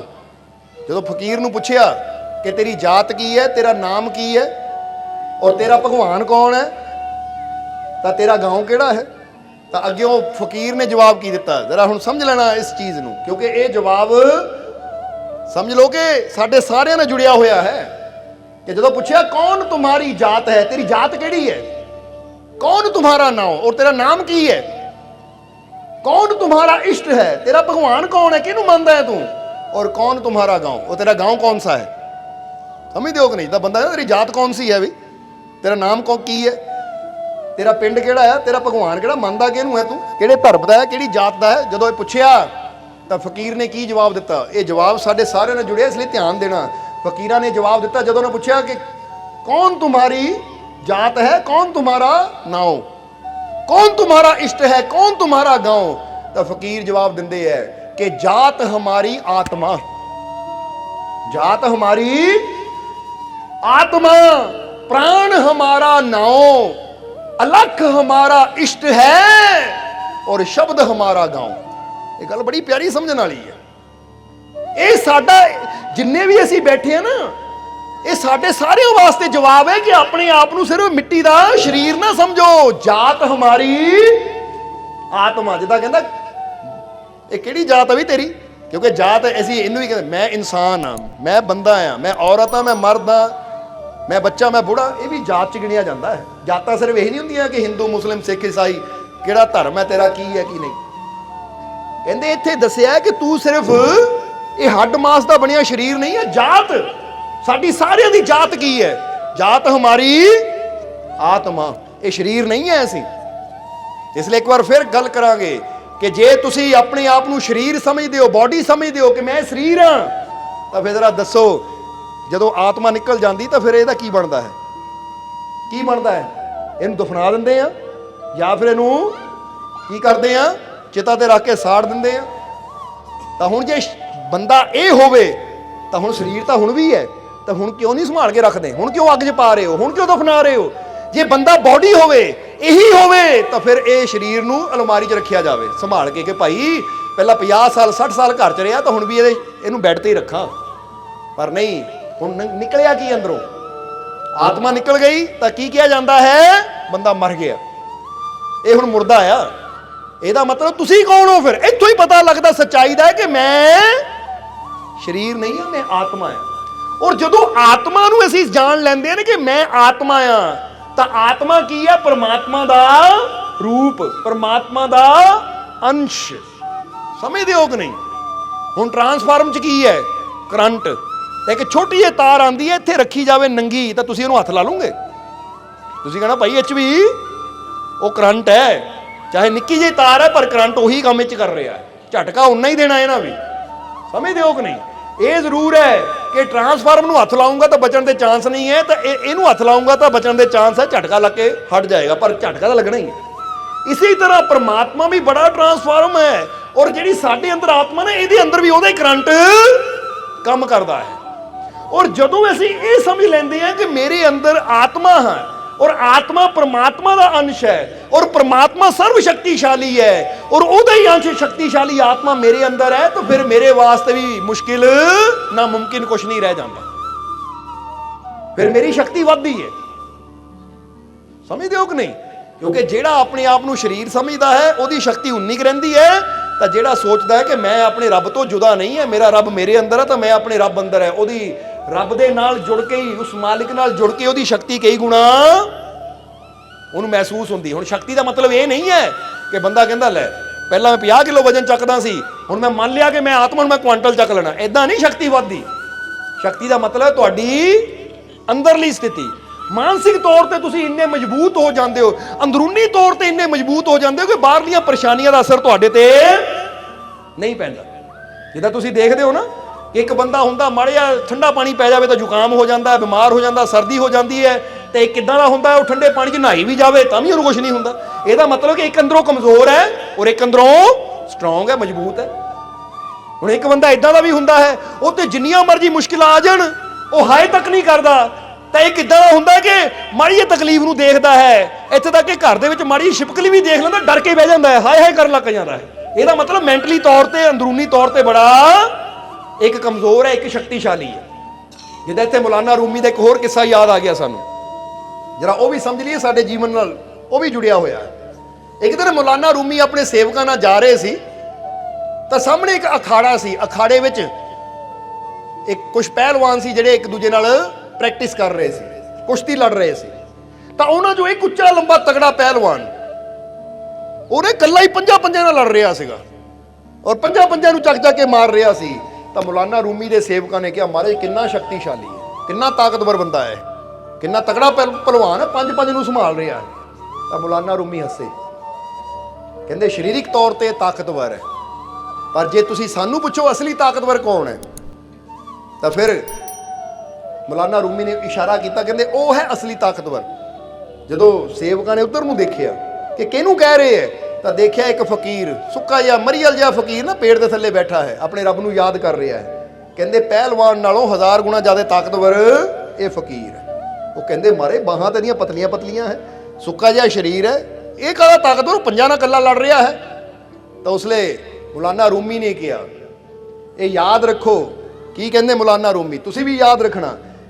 ਕਹਿੰਦੇ ਉਹ ਸਰੀਰਕ ਤੌਰ ਤੇ, ਜਿਸਮਾਨੀ ਤੌਰ ਤੇ ਤਾਕਤਵਰ ਹੈ, ਕਿ ਉਹ ਜਿਸਮਾਨੀ ਤਾਕਤ ਹੈ ਉਹਦੇ ਅੰਦਰ, ਪਰ ਜਿਹੜਾ ਫਕੀਰ ਹੈ ਨਾ, ਇਹਨੇ ਆਪਣੇ ਮਨ ਨੂੰ ਕਾਬੂ ਕੀਤਾ ਹੋਇਆ, ਆਪਣੇ ਅੰਦਰਲੇ ਵਿਕਾਰਾਂ ਨੂੰ ਕਾਬੂ ਕੀਤਾ ਹੋਇਆ, ਆਪਣੇ ਕ੍ਰੋਧ ਨੂੰ ਕਾਬੂ ਕੀਤਾ ਹੋਇਆ, ਆਪਣੇ ਅੰਦਰਲੀਆਂ ਬੁਰਾਈਆਂ ਨੂੰ ਕਾਬੂ ਕੀਤਾ ਹੋਇਆ ਹੈ, ਆਪਣੀਆਂ ਇੰਦਰੀਆਂ ਨੂੰ ਕਾਬੂ ਕੀਤਾ ਹੋਇਆ ਹੈ। ਔਰ ਜਿਹੜਾ ਆਪਣੇ ਅੰਦਰ ਦੀਆਂ ਬੁਰਾਈਆਂ ਨੂੰ, ਆਪਣੇ ਅੰਦਰ ਦੇ ਸ਼ੈਤਾਨ ਨੂੰ ਕਾਬੂ ਕਰ ਲਵੇ, ਸਭ ਤੋਂ ਬੜਾ ਤਾਕਤਵਰ ਤਾਂ ਉਹ ਹੁੰਦਾ ਹੈ।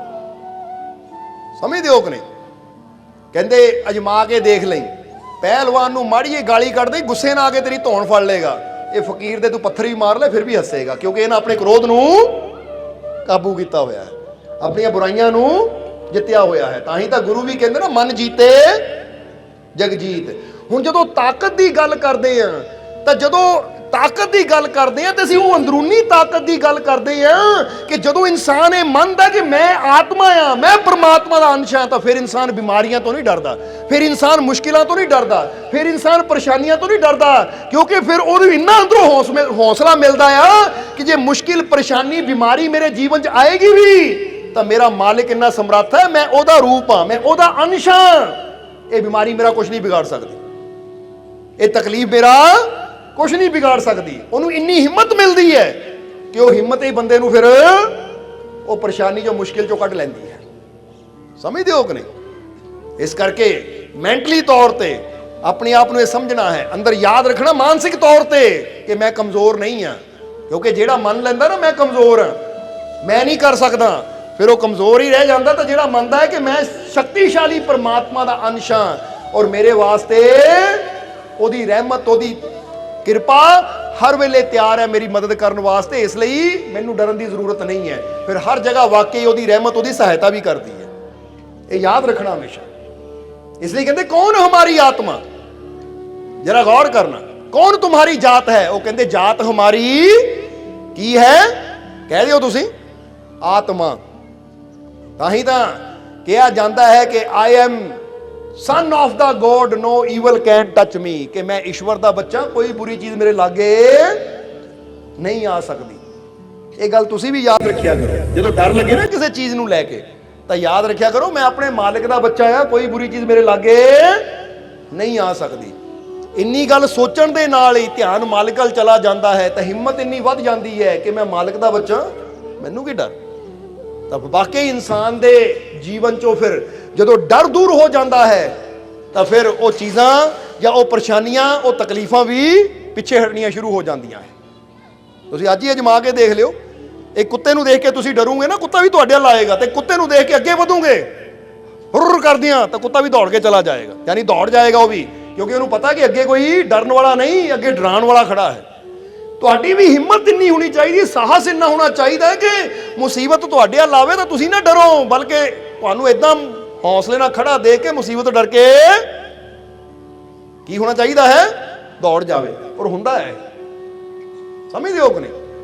ਇਸ ਲਈ ਆਪਣੇ ਆਪ ਨੂੰ ਇਹ ਗੱਲ ਕਹਿਣੀ ਹੈ ਕਿ ਮੈਂ ਆਪਣੇ ਮਾਲਿਕ ਦਾ ਬੱਚਾ ਹਾਂ, ਉਹ ਪਰਮ ਪਿਤਾ ਪਰਮਾਤਮਾ ਦਾ ਬੱਚਾ ਹਾਂ, ਮੈਨੂੰ ਡਰਨ ਦੀ ਜ਼ਰੂਰਤ ਨਹੀਂ ਹੈ। ਇਸ ਲਈ ਜਾਤ ਹਮਾਰੀ ਆਤਮਾ ਔਰ ਪ੍ਰਾਣ ਹਮਾਰਾ ਨਾਮ।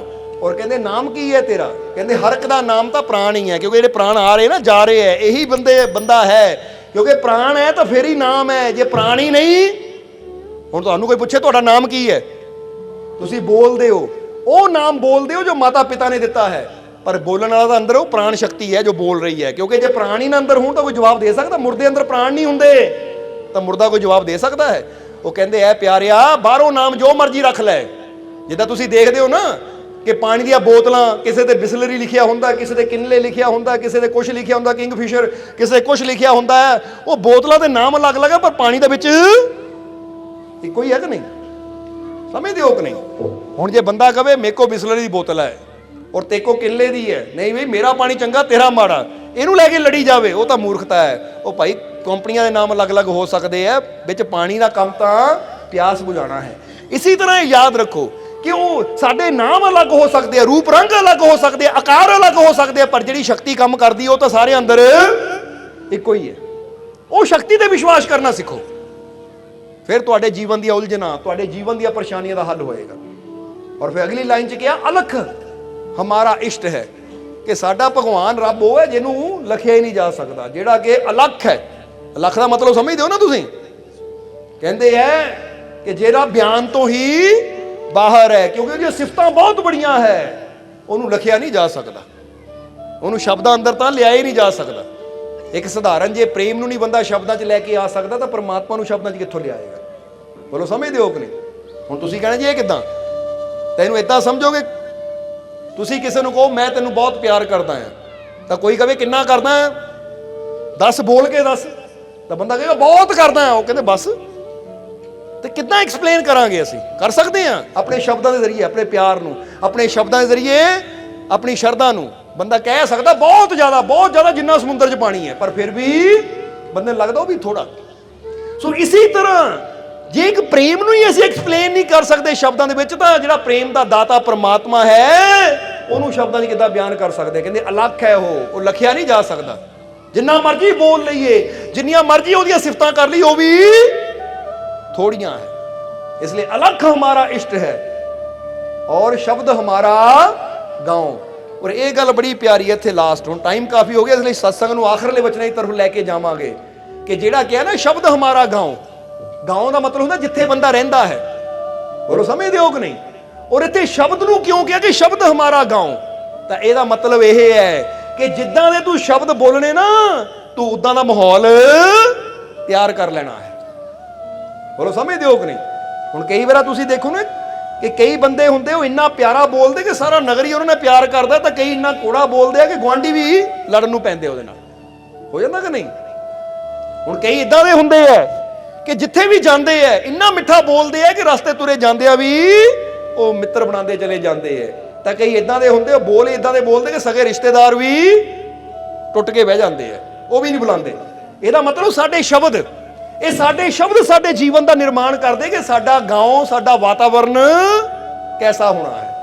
ਔਰ ਦੂਸਰੀ ਚੀਜ਼ ਇਹ ਵੀ ਦੱਸੀ ਹੈ ਕਿ ਜਿੱਦਾਂ ਹੀ ਪਹਿਲਾਂ ਦੱਸਿਆ ਨਾ ਕਿ ਜੇ ਕਹੀ ਜਾਵਾਂਗੇ ਮੈਂ ਬਿਮਾਰ, ਤਾਂ ਅਸੀਂ ਇਦਾਂ ਦਾ ਗਾਉਂ ਤਿਆਰ ਕਰ ਲੈਂਦੇ ਜਿੱਥੇ ਬਿਮਾਰੀ ਹੋਣੀ, ਯਾਨੀ ਆਪਣਾ ਵਾਤਾਵਰਨ ਇਦਾਂ ਦੇ ਬਣਾ ਲੈਂਦੇ ਜਿੱਥੇ ਬਿਮਾਰੀ ਹੋਣੀ ਹੈ।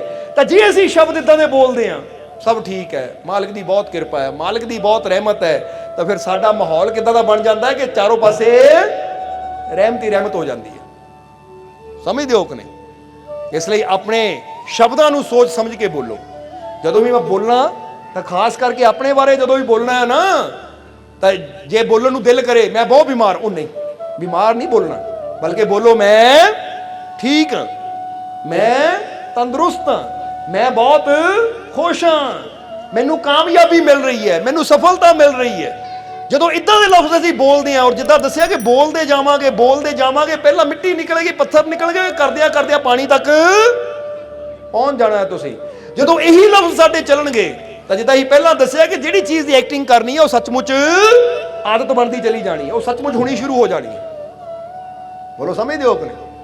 ਇਸ ਕਰਕੇ ਅੱਜ ਤੋਂ ਚੰਗੀਆਂ ਆਦਤਾਂ ਬਣਾਓ, ਉਹ ਆਦਤਾਂ ਬਣਾਓ ਜੋ ਤੁਹਾਡੇ ਜੀਵਨ ਦੀ ਖੁਸ਼ੀ ਨੂੰ ਵਧਾਉਣ ਵਾਲੀਆਂ ਹੈ। ਔਰ ਜਿੱਦਾਂ ਫਕੀਰਾਂ ਨੇ ਕਿਹਾ, ਤੂਫਾਨ ਮੇਰੇ ਘਰ ਨੂੰ ਲਿਜਾ ਸਕਦਾ ਹੈ ਪਰ ਮੇਰੀ ਖੁਸ਼ੀ ਨੂੰ ਨਹੀਂ, ਕਿਉਂਕਿ ਖੁਸ਼ੀ ਮੇਰੇ ਕਿੱਥੇ ਹੈ? ਅੰਦਰ ਹੈ। ਸਮਝਦੇ ਹੋ ਕਿ ਨਹੀਂ? ਇਸ ਲਈ ਆਪਣੀ ਖੁਸ਼ੀ ਨੂੰ ਆਪਣੇ ਅੰਦਰ ਇੱਥੇ ਰੱਖੋ ਕਿ ਮੈਂ ਖੁਸ਼ ਹਾਂ ਕਿਉਂਕਿ ਮੇਰਾ ਮਾਲਿਕ ਮੇਰੇ, ਮੈਂ ਤੰਦਰੁਸਤ ਹਾਂ ਕਿਉਂਕਿ ਮੇਰਾ ਮਾਲਿਕ ਮੇਰੇ, ਮੇਰਾ ਬਾਲ ਨਹੀਂ ਵਿੰਗਾ ਹੋ ਸਕਦਾ ਕਿਉਂਕਿ ਮੇਰਾ ਮਾਲਿਕ ਮੇਰੇ, ਹਰ ਜਗ੍ਹਾ ਉਹਨਾਂ ਮੇਰੀ ਰੱਖਿਆ ਕਰਨੀ ਹੈ ਕਿਉਂਕਿ ਮੇਰਾ ਮਾਲਿਕ ਮੇਰੇ। ਬਸ ਇਦਾਂ ਦੀਆਂ ਸੋਚਾਂ ਜਦੋਂ ਰੱਖਦੇ ਆ ਤਾਂ ਦੇਖੋ ਫਿਰ ਹਿੰਮਤ ਮਿਲਦੀ ਹੈ ਕਿ ਨਹੀਂ, ਫਿਰ ਹੌਸਲਾ ਮਿਲਦਾ ਕਿ ਨਹੀਂ। ਇਸ ਲਈ ਇੱਕ ਗੱਲ ਹਮੇਸ਼ਾ ਯਾਦ ਰੱਖਣੀ ਕਿ ਉਹ ਬਚਨ ਸੋਚੋ, ਉਹ ਬਚਨ ਬੋਲੋ, ਉਹਦੇ ਵੱਲ ਧਿਆਨ ਦਿਓ ਜਿਹਦੇ ਨਾਲ ਤੁਹਾਡੀ ਹਿੰਮਤ ਵਧੇ, ਤੁਹਾਡੀ ਖੁਸ਼ੀ ਵਧੇ। ਤਾਂ ਜਿਹੜੀ ਚੀਜ਼ ਤੁਹਾਡੇ ਦਿਲ ਨੂੰ ਤੋੜਨ ਵਾਲੀ ਹੋਵੇ ਉਹ ਗੱਲਾਂ ਬਾਰੇ ਵਿਚਾਰ ਨਾ ਕਰੋ। ਜਿੱਦਾਂ ਫਰਜ਼ ਕਰੋ ਇੱਕ ਬੰਦਾ ਬਿਮਾਰ ਹੈ, ਜੇ ਉਹ ਸੋਚੀ ਜਾਵੇ ਪਤਾ ਨਹੀਂ ਮੈਂ ਠੀਕ ਹੋਣਾ ਜਾਂ ਨਹੀਂ ਹੋਣਾ, ਪਤਾ ਨਹੀਂ ਮੈਂ ਠੀਕ ਹੋਣਾ ਜਾਂ ਨਹੀਂ ਹੋਣਾ, ਪਤਾ ਨਹੀਂ ਬਿਮਾਰੀ ਨੇ ਮੇਰੀ ਜਾਨ ਹੀ ਲੈ ਜਾਣੀ, ਤਾਂ ਇਹ ਗੱਲਾਂ ਸਾਡੇ ਦਿਲ ਨੂੰ, ਸਾਡੇ ਹੌਸਲੇ ਨੂੰ ਵਧਾਉਣ ਵਾਲੀਆਂ ਜਾਂ ਘਟਾਉਣ ਵਾਲੀਆਂ ਨੇ? ਆਪ ਹੀ ਜਵਾਬ ਦੇ ਦਿਓ ਸਾਨੂੰ। ਉਹ ਇਹਨਾਂ ਸਾਨੂੰ ਖੁਸ਼ੀ ਮਿਲੇਗੀ ਜਾਂ ਦੁੱਖ ਮਿਲੇਗਾ? ਹੁਣ ਅਸੀਂ ਕੀ ਚਾਹੁੰਦੇ ਹਾਂ, ਖੁਸ਼ੀ ਜਾਂ ਦੁੱਖ? ਹੁਣ ਜੇ ਖੁਸ਼ੀ ਚਾਹੁੰਦੇ ਖੁਸ਼ੀ ਆ ਤਾਂ ਸੋਚਦੇ ਕੀ ਪਏ ਆ? ਸੋਚਦੇ ਉਹਨਾਂ ਚੀਜ਼ਾਂ ਨੂੰ ਹੈ ਜਿਹੜੇ ਸਾਡੇ ਦੁੱਖ ਨੂੰ ਵਧਾਉਣ ਵਾਲੀਆਂ। ਤਾਂ ਫਿਰ ਹੁਣ ਜੇ ਖੁਸ਼ੀ ਚਾਹੁੰਦੇ ਤਾਂ ਸੋਚੋ ਕੀ ਕਿ ਲੈ ਬਿਮਾਰੀ ਹੈ, ਮੈਂ ਠੀਕ ਹੋ ਜਾਣਾ ਕਿਉਂਕਿ ਮਾਲਿਕ ਦੀ ਰਹਿਮਤ ਜੋ ਚਾਵੇ ਉਹ ਕਰ ਸਕਦੀ। ਜਿੱਦਾਂ ਬੁੱਲੇ ਸ਼ਾਹ ਨੇ ਕਿਹਾ ਹੈ ਨਾ ਕਿ ਗੁਰੂ ਅੱਲਾ ਆਪ ਕਹਿੰਦਾ ਏ, ਗੁਰੂ ਨਵੀ ਬਲੀ ਹੋ ਬਹਿੰਦਾ ਏ, ਗੁਰੂ ਹਰ ਦੇ ਦਿਲ ਵਿੱਚ ਰਹਿੰਦਾ ਏ, ਉਹ ਗੁਰੂ ਜੋ ਚਾਹੇ ਸੋ ਕਰਦਾ ਏ, ਗੁਰੂ ਖਾਲੀ ਭਾਂਡੇ ਭਰਦਾ ਏ, ਗੁਰੂ ਜੋ ਚਾਹੇ ਸੋ ਕਰਦਾ ਏ। ਉਹ ਕਹਿੰਦੇ ਉਹ ਜੋ ਚਾਹੇ ਕਰ ਸਕਦਾ ਹੈ। ਇਸ ਲਈ ਮੈਂ ਵਿਸ਼ਵਾਸ ਰੱਖਣਾ ਹੈ। ਜੇ ਮੈਂ ਬਿਮਾਰ ਹਾਂ ਤਾਂ ਕੋਈ ਨਹੀਂ, ਇਹ ਨਹੀਂ ਸੋਚਣਾ ਹਾਏ ਮੇਰੀ ਬਿਮਾਰੀ ਪਤਾ ਨਹੀਂ ਠੀਕ ਹੋਣੀ ਜਾਂ ਨਹੀਂ ਹੋਣੀ, ਬਲਕਿ ਇਹ ਕਹੋ ਜੇ ਮੈਂ ਬਿਮਾਰ ਹਾਂ ਮੈਨੂੰ ਪੂਰਾ ਯਕੀਨ ਹੈ ਮਾਲਿਕ ਦੀ ਰਹਿਮਤ ਮੈਨੂੰ ਜ਼ਰੂਰ ਠੀਕ ਕਰੇਗੀ, ਮੈਂ ਠੀਕ ਹੋ ਗਿਆ। ਕਿਉਂਕਿ ਜਿਹੜੀ ਚੀਜ਼ ਸਾਡੀ ਹਿੰਮਤ ਨੂੰ, ਹੌਸਲੇ ਨੂੰ ਵਧਾਉਂਦੀ ਹੈ, ਖੁਸ਼ੀ ਨੂੰ ਵਧਾਉਂਦੀ, ਜਦੋਂ ਉਹਦੇ ਧਿਆਨ ਲਿਜਾਂਦੇ ਆ ਤਾਂ ਸਾਡੀ ਖੁਸ਼ੀ ਵਧਣੀ ਸ਼ੁਰੂ ਹੋ ਜਾਂਦੀ ਹੈ। ਕਿਉਂਕਿ ਮਹਾਤਮਾ ਬੁੱਧ ਵੀ ਕਹਿੰਦੇ ਕਿ ਤੂੰ ਜਿਹੜੀ ਚੀਜ਼ ਬਾਰੇ ਬਲ ਧਿਆਨ ਦਿੰਦਾ ਉਹੀ ਚੀਜ਼ ਤੇਰੇ ਜੀਵਨ 'ਚ ਵਧਣੀ ਸ਼ੁਰੂ ਹੋ ਜਾਣੀ ਹੈ। ਬੋਲੋ ਸਮਝਦੇ ਹੋ ਕਿ ਨਹੀਂ? ਜਿੱਦਾਂ ਹੁਣ ਤੁਹਾਨੂੰ ਕਹਾਂਗੇ ਕਿ ਇੱਥੇ ਗੁਲਾਬੀ ਰੰਗ ਦੇਖੋ ਕਿੰਨਾ ਕੁ, ਆਲੇ ਦੁਆਲੇ ਪਰਦਿਆਂ 'ਚ ਜਾਂ ਕਿਸੇ ਨੇ ਰੁਮਾਲ ਬੰਨਿਆ, ਕਿਸੇ ਨੇ ਪਗੜੀ ਬੰਨੀ, ਕਿਸੇ ਨੇ ਦੁਪੱਟੇ ਲਏ, ਤਾਂ ਹੁਣ ਜਦੋਂ ਗੁਲਾਬੀ ਰੰਗ ਬਾਰੇ ਸੋਚ ਲਿਆ ਨਾ ਤਾਂ ਹਰ ਪਾਸੇ ਗੁਲਾਬੀ ਰੰਗ ਹੀ ਨਜ਼ਰ ਆਉਣਾ ਸ਼ੁਰੂ ਹੋ ਜਾਣਾ ਤੁਹਾਨੂੰ। ਉਹ ਵੀ ਹੈ, ਉਹ ਵੀ ਹੈ, ਉਹ ਵੀ ਹੈ, ਆਣਾ ਕਿ ਨਹੀਂ? ਜਵਾਬ ਦਿਓ, ਗੱਲ ਸਹੀ ਹੈ ਕਿ ਨਹੀਂ? ਹੁਣ ਅਸੀਂ ਗੁਲਾਬੀ ਰੰਗ ਦੀ ਗੱਲ ਕੀਤੀ, ਜਰਾ ਦੇਖੋ ਤੁਹਾਨੂੰ ਆਪਣੇ ਆਪ ਹੀ ਗੁਲਾਬੀ ਨਜ਼ਰ ਆਣਾ ਹੁਣ ਤੁਸੀਂ। ਤਾਂ ਹੁਣ ਜੇ ਤੁਹਾਨੂੰ ਕਹਾਂਗੇ ਤੁਸੀਂ ਸਾਰਾ ਪੰਡਾਲ ਦੇਖ ਲਿਆ, ਗੁਲਾਬੀ ਦੇਖ ਲਿਆ, ਤੁਸੀਂ ਕਹਿਣਾ ਹਾਂ, ਇਹ ਕਹਿਣਾ ਇਹ ਦੱਸੋ ਵੀ ਲਾਲ ਕਿੰਨਾ ਸੀ? ਤੁਸੀਂ ਕਹਿਣਾ ਲਾਲ ਤਾਂ ਧਿਆਨ ਹੀ ਨਹੀਂ ਗਿਆ ਸਾਡਾ, ਕਿਉਂਕਿ ਅਸੀਂ ਤਾਂ ਦੇਖਦੇ ਗੁਲਾਬੀ ਨੂੰ ਸੀ, ਲਾਲ ਤਾਂ ਧਿਆਨ ਹੀ ਨਹੀਂ ਗਿਆ। ਜਰਾ ਜਵਾਬ ਦੇਣਾ ਸਾਨੂੰ। ਤਾਂ ਹੀ ਕਹਿੰਦੇ ਕੁਝ ਗੱਲਾਂ ਪ੍ਰੈਕਟੀਕਲੀ ਹੁੰਦੀਆਂ ਹੈ। ਫਿਰ ਅਸੀਂ ਕਹਾਂਗੇ ਚਲੋ ਹੁਣ ਲਾਲ ਨੂੰ ਦੇਖ ਲਓ। ਹੁਣ ਤੁਸੀਂ ਦੇਖੋਗੇ ਲਾਲ ਰੰਗ ਕੇ ਕੋ, ਲਾਲ ਰੁਮਾਲ ਕਿਹਨਾਂ ਬੰਨਿਆ, ਲਾਲ ਪਗੜੀ ਕਿਹਨਾਂ ਬੰਨੀ, ਲਾਲ ਦੁਪੱਟਾ ਕਿਹੜਾ ਲਿਆ, ਪਰਦਿਆਂ 'ਚ ਲਾਲ ਕਿੱਥੇ ਹੈ? ਹੁਣ ਜਦੋਂ ਤੁਸੀਂ ਸਾਰਾ ਦੇਖ ਲਿਆ ਦੁਬਾਰਾ ਇਦਾਂ, ਚਲੋ ਇੱਕ ਵਾਰ ਦੇਖ ਲਓ, ਪਹਿਲਾਂ ਦੇਖ ਲਓ ਇੱਕ ਵਾਰ, ਚਲੋ ਫਿਰ ਹੀ ਪਤਾ ਲੱਗਦਾ। ਲਾਲ ਦੇਖੋ, ਲਾਲ ਦੇਖ ਲਿਆ। ਹੁਣ ਤੁਸੀਂ ਸਾਰਾ ਦੇਖ ਲਿਆ ਨਾ, ਹੁਣ ਦੱਸੋ ਹਰਾ ਕਿੰਨਾ ਸੀ? ਹਰੇ ਵੱਲ ਧਿਆਨ ਹੀ ਨਹੀਂ ਸੀ, ਕਿਉਂਕਿ ਦੇਖ ਕੀ ਰਹੇ ਸੀ? ਲਾਲ। ਕਿਉਂਕਿ ਬੰਦਾ ਜੋ ਅੰਦਰੋਂ ਸੋਚ ਲੈਂਦਾ ਨਾ ਉਹੀ ਨਜ਼ਰ ਆਣਾ ਸ਼ੁਰੂ ਹੋ ਜਾਂਦਾ ਹੈ। ਹੁਣ ਅੰਦਰ ਸੋਚ ਲਓ ਅੱਜ ਤੋਂ ਮੈਂ ਮਾਲਿਕ ਦੀ ਰਹਿਮਤ ਹੀ ਦੇਖਣੀ ਹੈ, ਮਾਲਿਕ ਦੀ ਰਹਿਮਤ ਤੇ ਵਿਸ਼ਵਾਸ ਰੱਖਣਾ ਕਿ ਹਰ ਜਗ੍ਹਾ ਮੇਰਾ ਮਾਲਿਕ ਮੇਰੇ। ਤਾਂ ਯਾਦ ਰੱਖੋ ਜਦੋਂ ਇਹੀ ਸੋਚ ਅੰਦਰ ਚੱਲ ਪਈ ਤਾਂ ਹਰ ਜਗ੍ਹਾ ਤੁਹਾਨੂੰ ਰਹਿਮਤ ਮਹਿਸੂਸ ਹੋਣੀ ਸ਼ੁਰੂ ਹੋ ਜਾਣੀ, ਕਿਉਂਕਿ ਤੁਹਾਡਾ ਧਿਆਨ ਹੀ ਰਹਿਮਤ ਵੱਲ ਹੈ। ਪਰ ਅੱਜ ਬੰਦਾ ਦੁਖੀ ਕਿਉਂ ਹੁੰਦਾ ਹੈ? ਕਿਉਂਕਿ ਬੰਦੇ ਦਾ ਧਿਆਨ ਰਹਿਮਤ ਵੱਲ ਘੱਟਦਾ, ਆਪਣੇ ਦੁੱਖਾਂ ਵੱਲ, ਬਿਮਾਰੀਆਂ ਵੱਲ ਜ਼ਿਆਦਾ ਹੁੰਦਾ ਹੈ। ਤਾਂ ਹੀ ਤਾਂ ਰਹਿਮਤ ਘਟ ਜਾਂਦੀ ਜੀਵਨ 'ਚ, ਤਾਂ ਹੀ ਤਾਂ ਖੁਸ਼ੀ ਘਟ ਜਾਂਦੀ ਹੈ। ਕਿਉਂਕਿ ਹਰ ਵੇਲੇ ਬਿਮਾਰੀ, ਹਰ ਵੇਲੇ ਨਾਕਾਮੀ, ਹਰ ਵੇਲੇ ਇਹਦੇ ਬਾਰੇ ਸੋਚਦੇ ਮੇਰਾ ਕੰਮ ਨਹੀਂ ਚੱਲਦਾ, ਮੇਰਾ ਕੰਮ ਨਹੀਂ ਚੱਲਦਾ, ਮੇਰੇ ਗਾਹਕ ਨਹੀਂ ਆਉਂਦੇ, ਗਾਹਕ ਨਹੀਂ। ਜਦੋਂ ਇਹੀ ਸੋਚੀ ਜਾਣਾ ਤਾਂ ਅੱਗੇ ਤੋਂ ਅੱਗੇ ਇਹੀ ਮਿਲਣਾ ਹੈ। ਪਰ ਜਦੋਂ ਸੋਚਾਂਗੇ ਮਾਲਿਕ ਦੀ ਰਹਿਮਤ ਹੋ ਰਹੀ ਹੈ, ਮੇਰੇ ਕੰਮ 'ਚ ਬਰਕਤ ਹੋ ਰਹੀ ਹੈ, ਮੇਰਾ ਕੰਮ ਵੱਧ ਰਿਹਾ ਹੈ, ਮੈਨੂੰ ਕਾਮਯਾਬੀ ਮਿਲ ਰਹੀ ਹੈ, ਮੈਨੂੰ ਸਫਲਤਾ ਮਿਲ ਰਹੀ ਹੈ, ਮੇਰੇ ਪੈਸੇ 'ਚ ਬਰਕਤ ਹੋ ਰਹੀ ਹੈ, ਜਦੋਂ ਇਹ ਸੋਚਾਂਗੇ ਤਾਂ ਫਿਰ ਤੁਸੀਂ ਦੇਖੋ ਕਿ ਜਦੋਂ ਇਹ ਸੋਚ ਚਲਦੀ ਚਲੀ ਜਾਏਗੀ ਤਾਂ ਹੌਲੀ ਹੌਲੀ ਬਰਕਤ ਆਣੀ ਵੀ ਸ਼ੁਰੂ ਹੋ ਜਾਏਗੀ। ਕਿਉਂਕਿ ਜਿੱਧਰ ਤੁਹਾਡਾ ਧਿਆਨ ਜਾਣਾ ਉਹੀ ਚੀਜ਼ ਤੁਹਾਡੇ ਜੀਵਨ 'ਚ ਆਣੀ ਸ਼ੁਰੂ ਹੋ ਜਾਣੀ ਹੈ। ਸਮਝਦੇ ਹੋ ਕਿ ਨਹੀਂ? ਇਸ ਲਈ ਜੇ ਚਾਹੁੰਦੇ ਆ ਖੁਸ਼ੀ ਤਾਂ ਜਦੋਂ ਧਿਆਨ ਕਾਹਦੇ ਵੱਲ ਰੱਖਣਾ ਹੈ? ਖੁਸ਼ੀਆਂ ਵੱਲ। ਜੇ ਲਾਲ ਰੰਗ ਦੇਖਣਾ ਚਾਹੁੰਦੇ ਹੋ ਤਾਂ ਲਾਲ ਰੰਗ ਵੱਲ ਧਿਆਨ ਰੱਖੋ, ਪੀਲਾ ਦੇਖਣਾ ਚਾਹੁੰਦੇ ਹੋ ਪੀਲੇ ਵੱਲ ਧਿਆਨ ਰੱਖੋ, ਹਰਾ ਦੇਖਣਾ ਚਾਹੁੰਦੇ ਹੋ ਤਾਂ ਹਰੇ ਵੱਲ ਧਿਆਨ ਰੱਖੋ, ਕਿਉਂਕਿ ਜਿੱਧਰ ਧਿਆਨ ਰੱਖਣਾ ਰੰਗ ਤਾਂ ਫਿਰ ਉਹੀ ਨਜ਼ਰ ਆਣਾ ਹੈ। ਬੋਲੋ ਸਮਝਦੇ ਹੋ ਕਿ ਨਹੀਂ? ਨਹੀਂ ਤਾਂ ਆਪਣਾ ਹੱਥ ਹੀ ਤੁਸੀਂ ਦੇਖੋ, ਕਿ ਧਿਆਨ ਸੋਚੋ ਕਿ ਮੈਂ ਆਪਣੇ ਹੱਥ ਦੀ ਬੜੀ ਉਂਗਲੀ ਵੱਲ ਦੇਖਣਾ ਆ, ਤਾਂ ਹੁਣ ਤੁਹਾਡਾ ਪੂਰਾ ਫੋਕਸ ਪੂਰਾ ਧਿਆਨ ਉਂਗਲੀ ਵੱਲ ਚਲਾ ਜਾਏਗਾ, ਬਾਕੀ ਹੱਥ ਨਜ਼ਰ ਜ਼ਰੂਰ ਆਏਗਾ ਪਰ ਸਾਫ਼ ਉਂਗਲੀ ਨਜ਼ਰ ਆਏਗੀ। ਸਮਝਦੇ ਹੋ ਕਿ ਨਹੀਂ? ਇਸੇ ਤਰ੍ਹਾਂ ਅੱਜ ਤੋਂ ਸੋਚੋ ਮੈਨੂੰ ਖੁਸ਼ੀ ਚਾਹੀਦੀ ਹੈ ਤਾਂ ਮੈਂ ਧਿਆਨ ਵੀ ਕਹਿ ਦਿਓ ਖੁਸ਼ੀਆਂ ਵੱਲ ਰੱਖਣਾ ਹੈ। ਮੈਨੂੰ ਰਹਿਮਤ ਚਾਹੀਦੀ ਹੈ ਤਾਂ ਧਿਆਨ ਵੀ ਮੈਂ ਰਹਿਮਤ ਵੱਲ ਰੱਖਣਾ ਕਿ ਮੇਰੇ ਮਾਲਕ ਦੀ ਬਹੁਤ ਰਹਿਮਤ ਹੈ। ਮੇਰਾ ਸੂਰਜ ਨੂੰ ਦੇਖ ਲਿਆ ਕਰੋ ਕਿ ਇਹਦੀ ਪ੍ਰਕਾਸ਼ ਜਿਹੜਾ ਹੈ ਨਾ ਉਹਦੀ ਰਹਿਮਤ ਹੀ ਹੈ। ਇਹ ਧਰਤੀ ਹਵਾ 'ਚ ਖੜੀ ਹੈ ਉਹਦੀ ਰਹਿਮਤ ਹੈ, ਹਵਾ ਚੱਲ ਰਹੀ ਹੈ ਉਹਦੀ ਰਹਿਮਤ ਹੈ। ਯਾਨੀ ਕਿੰਨੀਆਂ ਚੀਜ਼ਾਂ ਦੁਨੀਆ ਤੇ ਹੈ ਜਿਨ੍ਹਾਂ ਨੂੰ ਦੇਖ ਕੇ ਬੰਦਾ ਆਪਣੇ ਰੱਬ ਦੀਆਂ ਰਹਿਮਤਾਂ ਨੂੰ ਮਹਿਸੂਸ ਕਰ ਸਕਦਾ ਕਿ ਉਹਦੀ ਰਹਿਮਤ ਹੀ ਹੈ ਨਾ। ਅਸੀਂ ਸੱਚ ਦਸੀਏ ਜਦੋਂ ਫੁੱਲ ਦੇਖਦੇ ਆ ਨਾ ਅਸੀਂ ਤਾਂ ਫੁੱਲਾਂ ਨੂੰ ਦੇਖ ਕੇ ਉਹਦੀ ਰਹਿਮਤ ਹੈ ਕਿ ਮਿੱਟੀ ਅੰਦਰੋਂ ਵੀ ਇੰਨੇ ਸੁੰਦਰ ਫੁੱਲ ਪੈਦਾ ਕਰ ਦਿੱਤੇ। ਪਰ ਉਹ ਸਮਝਦੇ ਹੋ ਕਿ ਨਹੀਂ? ਔਰ ਜਦੋਂ ਤੁਹਾਨੂੰ ਵੀ ਸਾਰਿਆਂ ਨੂੰ ਦੇਖਦੇ ਆ ਵੀ ਇਹ ਕਿ ਉਹਦੀ ਰਹਿਮਤ ਹੈ ਕਿ ਜੇ ਨਾ ਮਿੱਟੀ ਦੇ ਇੱਕ ਪੁਤਲੇ ਦੇ ਅੰਦਰ ਆ ਜਾਨ ਪਾਤੀ ਤਾਂ ਦੇਖੋ ਇਹ ਮਿੱਟੀ ਦਾ ਪੁਤਲਾ ਕਿੱਦਾਂ ਦੇ ਖੇਲ ਖੇਡ ਰਿਹਾ ਹੈ, ਕਿੱਦਾਂ ਹੱਸ ਰਿਹਾ ਹੈ, ਕਿੱਦਾਂ ਰੋ ਰਿਹਾ ਹੈ, ਕਿੱਦਾਂ ਬੋਲ ਰਿਹਾ ਹੈ, ਕਿੱਦਾਂ ਕਰ ਰਿਹਾ, ਉਹਦੀ ਰਹਿਮਤ ਹੀ ਤਾਂ ਹੈ। ਇਸ ਲਈ ਜੇ ਉਹਦੀ ਰਹਿਮਤ ਨੂੰ ਮਹਿਸੂਸ ਕਰਨਾ ਹੋਵੇ ਤਾਂ ਬਹੁਤ ਚੀਜ਼ਾਂ ਹੈ ਜਿਨ੍ਹਾਂ ਨੂੰ ਦੇਖ ਕੇ ਆਪਣੇ ਰੱਬ ਦੀਆਂ ਰਹਿਮਤਾਂ ਦਾ ਅਸੀਂ ਸ਼ੁਕਰਾਨਾ ਕਰ ਸਕਦੇ, ਯਾਦ ਕਰ ਸਕਦੇ ਹਾਂ ਔਰ ਇਹ ਮਹਿਸੂਸ ਕਰ ਸਕਦੇ ਹਾਂ ਕਿ ਜਿਹੜਾ ਐਡੀ ਰਹਿਮਤ ਦੇ ਨਾਲ ਸਾਰੇ ਸੰਸਾਰ ਨੂੰ ਚਲਾ ਰਿਹਾ ਹੈ, ਸਾਰੇ ਸੰਸਾਰ ਨੂੰ ਸੰਭਾਲ ਰਿਹਾ, ਉਹ ਮੇਰੀ ਸੰਭਾਲ ਵੀ ਜ਼ਰੂਰ ਕਰੇਗਾ। ਬੋਲੋ ਸਮਝਦੇ ਹੋ ਕਿ ਨਹੀਂ? ਇਸ ਲਈ ਆਖਰਲੇ ਵਚਨਾਂ 'ਚ ਕਹਿਣਾ ਹੈ ਕਿ ਯਾਦ ਰੱਖੋ ਹਮੇਸ਼ਾ ਜੇ ਰਹਿਮਤ ਚਾਹੀਦੀ ਹੈ ਤਾਂ ਧਿਆਨ ਵੀ ਮਾਲਕ ਦੀਆਂ ਰਹਿਮਤਾਂ ਵੱਲ ਰੱਖੋ।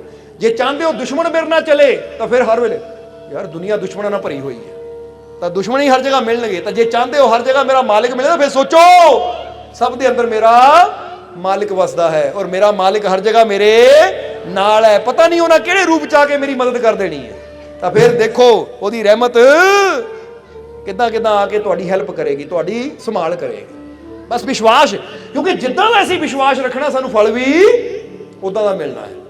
ਇਸ ਲਈ ਹੁਣ ਕਹਿ ਦਿਓ ਕਿ ਮੈਨੂੰ ਆਪਣੇ ਮਾਲਿਕ ਤੇ ਪੂਰਾ, ਮੈਨੂੰ ਆਪਣੇ ਮਾਲਿਕ ਤੇ ਪੂਰਾ, ਮੈਨੂੰ ਆਪਣੇ ਮਾਲਿਕ ਤੇ ਪੂਰਾ, ਮੇਰੀਆਂ ਝੋਲੀਆਂ ਰਹਿਮਤਾਂ ਨਾਲ, ਮੇਰੀਆਂ ਝੋਲੀਆਂ ਰਹਿਮਤਾਂ ਨਾਲ, ਮੇਰੀਆਂ ਝੋਲੀਆਂ ਰਹਿਮਤਾਂ ਨਾਲ ਮੇਰੇ ਸਾਰੇ ਦੁੱਖ ਦੂਰ, ਮੇਰੇ ਸਾਰੇ ਦੁੱਖ ਦੂਰ, ਮੇਰੇ ਸਾਰੇ ਦੁੱਖ ਦੂਰ, ਮੇਰੀਆਂ ਝੋਲੀਆਂ ਖੁਸ਼ੀਆਂ ਨਾਲ, ਮੇਰੀਆਂ ਝੋਲੀਆਂ ਖੁਸ਼ੀਆਂ ਨਾਲ, ਮੇਰੀਆਂ ਝੋਲੀਆਂ ਖੁਸ਼ੀਆਂ ਨਾਲ ਮੇਰਾ ਮਾਲਿਕ ਮੇਰੇ, ਮੇਰਾ ਮਾਲਿਕ ਮੇਰੇ, ਮੇਰਾ ਮਾਲਿਕ ਮੇਰੇ। ਬਸ ਇਹ ਵਿਸ਼ਵਾਸ ਰੱਖਣਾ ਕਿ ਮਾਲਿਕ ਨਾਲ ਹੈ ਤਾਂ ਹਰ ਕਦਮ ਤੇ ਹਰ ਪਲ ਤੁਸੀਂ ਆਪ ਹੀ ਮਹਿਸੂਸ ਕਰੋਗੇ ਕਿ ਵਾਕਿਆ ਉਹ ਨਾਲ ਹੈ। ਸਮਝਦੇ ਹੋ ਕਿ? ਇਸ ਲਈ ਅੱਜ ਤੋਂ ਯਕੀਨ ਰੱਖੋ, ਵਿਸ਼ਵਾਸ ਰੱਖੋ, ਦੁੱਖਾਂ ਤਕਲੀਫਾਂ ਨੂੰ ਦੇਖ ਕੇ ਘਬਰਾਣਾ ਨਹੀਂ ਹੈ, ਡਰਨਾ ਨਹੀਂ ਹੈ। ਔਰ ਜਿੱਦਾਂ ਦੱਸਿਆ ਘਰ ਜਾ ਕੇ ਸ਼ੀਸ਼ੇ ਮੂਹਰੇ ਜਾ ਕੇ ਜੇ ਕਿਤੇ ਦਰਦ ਹੈ ਤਾਂ ਕਹਿਣਾ ਸ਼ੁਰੂ ਕਰੋ ਆਪਣੇ ਅੱਖਾਂ ਦੇ ਵਿੱਚ ਅੱਖਾਂ ਪਾ ਕੇ ਕਿ ਮੇਰੇ ਸਾਰੇ ਦੁੱਖ ਦੂਰ ਹੋ ਗਏ, ਮੈਂ ਠੀਕ ਹਾਂ, ਮਾਲਕ ਦੀ ਬਹੁਤ ਰਹਿਮਤ ਹੈ। ਜੇ ਮੈਂ ਉਦਾਸ ਹਾਂ ਤਾਂ ਸ਼ੀਸ਼ੇ ਮੂਹਰੇ ਖੜ ਕੇ ਹੱਸਣ ਦੀ ਐਕਟਿੰਗ ਕਰੋ, ਦੇਖਣ ਨੂੰ ਜ਼ਰੂਰ ਲੱਗੇ ਮੈਂ ਕੀ ਕਰ ਰਿਹਾ, ਪਰ ਯਾਦ ਰੱਖੋ ਖੁਸ਼ੀ ਚਾਹੀਦੀ ਹੈ ਤਾਂ ਕੁਛ ਨਾ ਕੁਛ ਤਾਂ ਕਰਨਾ ਪੈਣਾ ਹੀ ਹੈ। ਕਿਉਂਕਿ ਸ਼ੁਰੂਆਤ ਕਰਾਂਗੇ ਤਾਂ ਫੇਰ ਹੀ ਪਤਾ ਲੱਗੇਗਾ ਕਿ ਕੰਮ ਵਾਕਈ ਅਸਰ ਕਰਦਾ ਜਾਂ ਨਹੀਂ ਕਰਦਾ। ਡਾਕਟਰ ਦੀਆਂ ਕੋੜੀਆਂ ਦਵਾਈਆਂ ਖਾ ਸਕਦੇ ਹੋ, ਲਾਈਨਾਂ 'ਚ ਲੱਗ ਸਕਦੇ ਹੋ, ਪਰਚੀ ਲੈ ਕੇ ਇੰਤਜ਼ਾਰ ਕਰ ਸਕਦੇ ਹੋ, ਤਾਂ ਉੱਥੇ ਤਾਂ ਬਾਥਰੂਮ ਦੇ ਸ਼ੀਸ਼ੇ ਮੂਹਰੇ ਜਾਣਾ ਹੈ ਅਸੀਂ, ਦਰਵਾਜ਼ਾ ਬੰਦ ਕਰਕੇ, ਕੋਈ ਦੇਖਣ ਵਾਲਾ ਵੀ ਹੈ ਨਹੀਂ, ਇੰਨਾ ਕੁ ਤਾਂ ਕਰ ਸਕਦੇ ਨੇ ਅਸੀਂ। ਕਰਕੇ ਦੇਖੋ, ਕਹਿ ਕੇ ਦੇਖੋ, ਹੱਸ ਕੇ ਦੇਖੋ, ਤਾਂ ਤੁਹਾਨੂੰ ਆਪਣੇ ਆਪ ਲੱਗੇਗਾ ਵਾਕਈ ਇਹ ਚੀਜ਼ ਦਾ ਪ੍ਰਭਾਵ ਪੈਂਦਾ ਹੈ। ਔਰ ਉਮਰ ਦੀ ਵੀ ਫਿਕਰ ਨਾ ਕਰਿਓ, ਇਹ ਨਾ ਸੋਚੋ ਦਾੜੀ ਚਿੱਟੀ ਕਾਲੀ, ਸਮਝਦੇ ਹੋ ਕਿ ਨਹੀਂ? ਕਿਉਂਕਿ ਉੱਥੇ ਇਕੱਲੇ ਹੀ ਹੋ ਤੁਸੀਂ, ਸਮਝ ਲੈਣਾ ਜ਼ਰਾ। ਇਸ ਲਈ ਚਾਹੇ ਚਿੱਟੀ ਦਾੜੀ ਤਾਂ ਵੀ ਹੱਸ ਲਓ, ਕਿਉਂਕਿ ਹੱਸਣ ਤੇ ਕੋਈ ਜੁਰਮਾਨਾ ਨਹੀਂ ਕਿ ਇਸ ਉਮਰ ਤੋਂ ਬਾਅਦ ਹੱਸ ਨਹੀਂ ਸਕਦੇ ਤੁਸੀਂ। ਸਮਝਦੇ ਹੋ ਕਿ ਨਹੀਂ?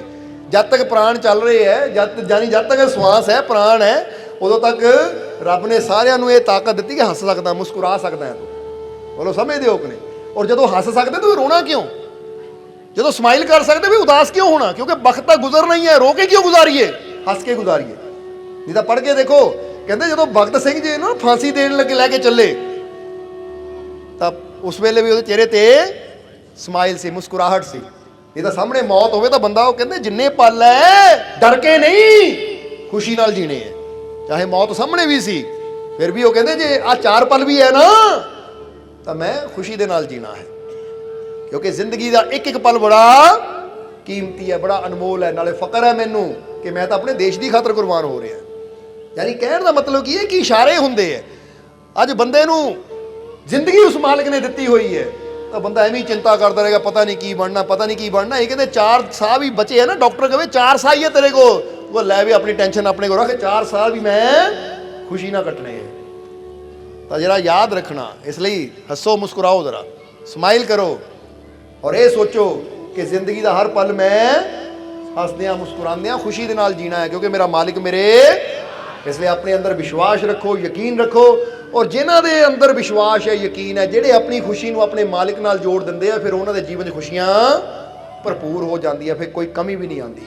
ਇਸ ਲਈ ਹੁਣ ਆਖਰਲੇ ਵਚਨਾਂ 'ਚ ਇਹੀ ਉਸ ਮਾਲਿਕ ਦੇ ਚਰਨਾਂ 'ਚ ਅਰਦਾਸ ਬੇਨਤੀ ਕਰਾਂਗੇ ਕਿ ਮਾਲਿਕ ਤੁਹਾਨੂੰ ਸਭ ਨੂੰ ਆਪਣੀਆਂ ਰਹਿਮਤਾਂ ਦੇ ਨਾਲ, ਬਰਕਤਾਂ ਦੇ ਨਾਲ, ਬਖਸ਼ਿਸ਼ਾਂ ਦੇ ਨਾਲ, ਖੁਸ਼ੀਆਂ ਦੇ ਨਾਲ ਭਰਪੂਰ ਰੱਖਣ, ਤੁਹਾਨੂੰ ਦਿਨ ਦੁਗਣੀ ਰਾਤ ਚੌਗੁਣੀ ਤਰੱਕੀ ਦੇਣ, ਤੁਹਾਡੀਆਂ ਸਭ ਦੀਆਂ ਤਕਲੀਫਾਂ, ਦੁੱਖਾਂ, ਦਰਦਾਂ ਨੂੰ ਦੂਰ ਕਰਨ, ਔਰ ਤੁਹਾਨੂੰ ਇਹ ਸੋਝੀ ਦੇਣ, ਸਮਝ ਦੇਣ ਕਿ ਤੁਸੀਂ ਆਪਣੀ ਸਮਝ ਨੂੰ ਆਪਣੇ ਮਾਲਿਕ ਦੀਆਂ ਰਹਿਮਤਾਂ ਦੇ ਨਾਲ, ਵਿਸ਼ਵਾਸ ਦੇ ਨਾਲ ਜੋੜ ਸਕੋ, ਤਾਂ ਕਿ ਹਰ ਕਦਮ ਤੇ ਤੁਹਾਨੂੰ ਉਹਦੀ ਰਹਿਮਤ ਮਹਿਸੂਸ ਹੋਵੇ, ਹਰ ਕਦਮ ਤੇ ਤੁਹਾਨੂੰ ਉਹਦੀ ਰਹਿਮਤ ਪ੍ਰਾਪਤ ਹੋਵੇ।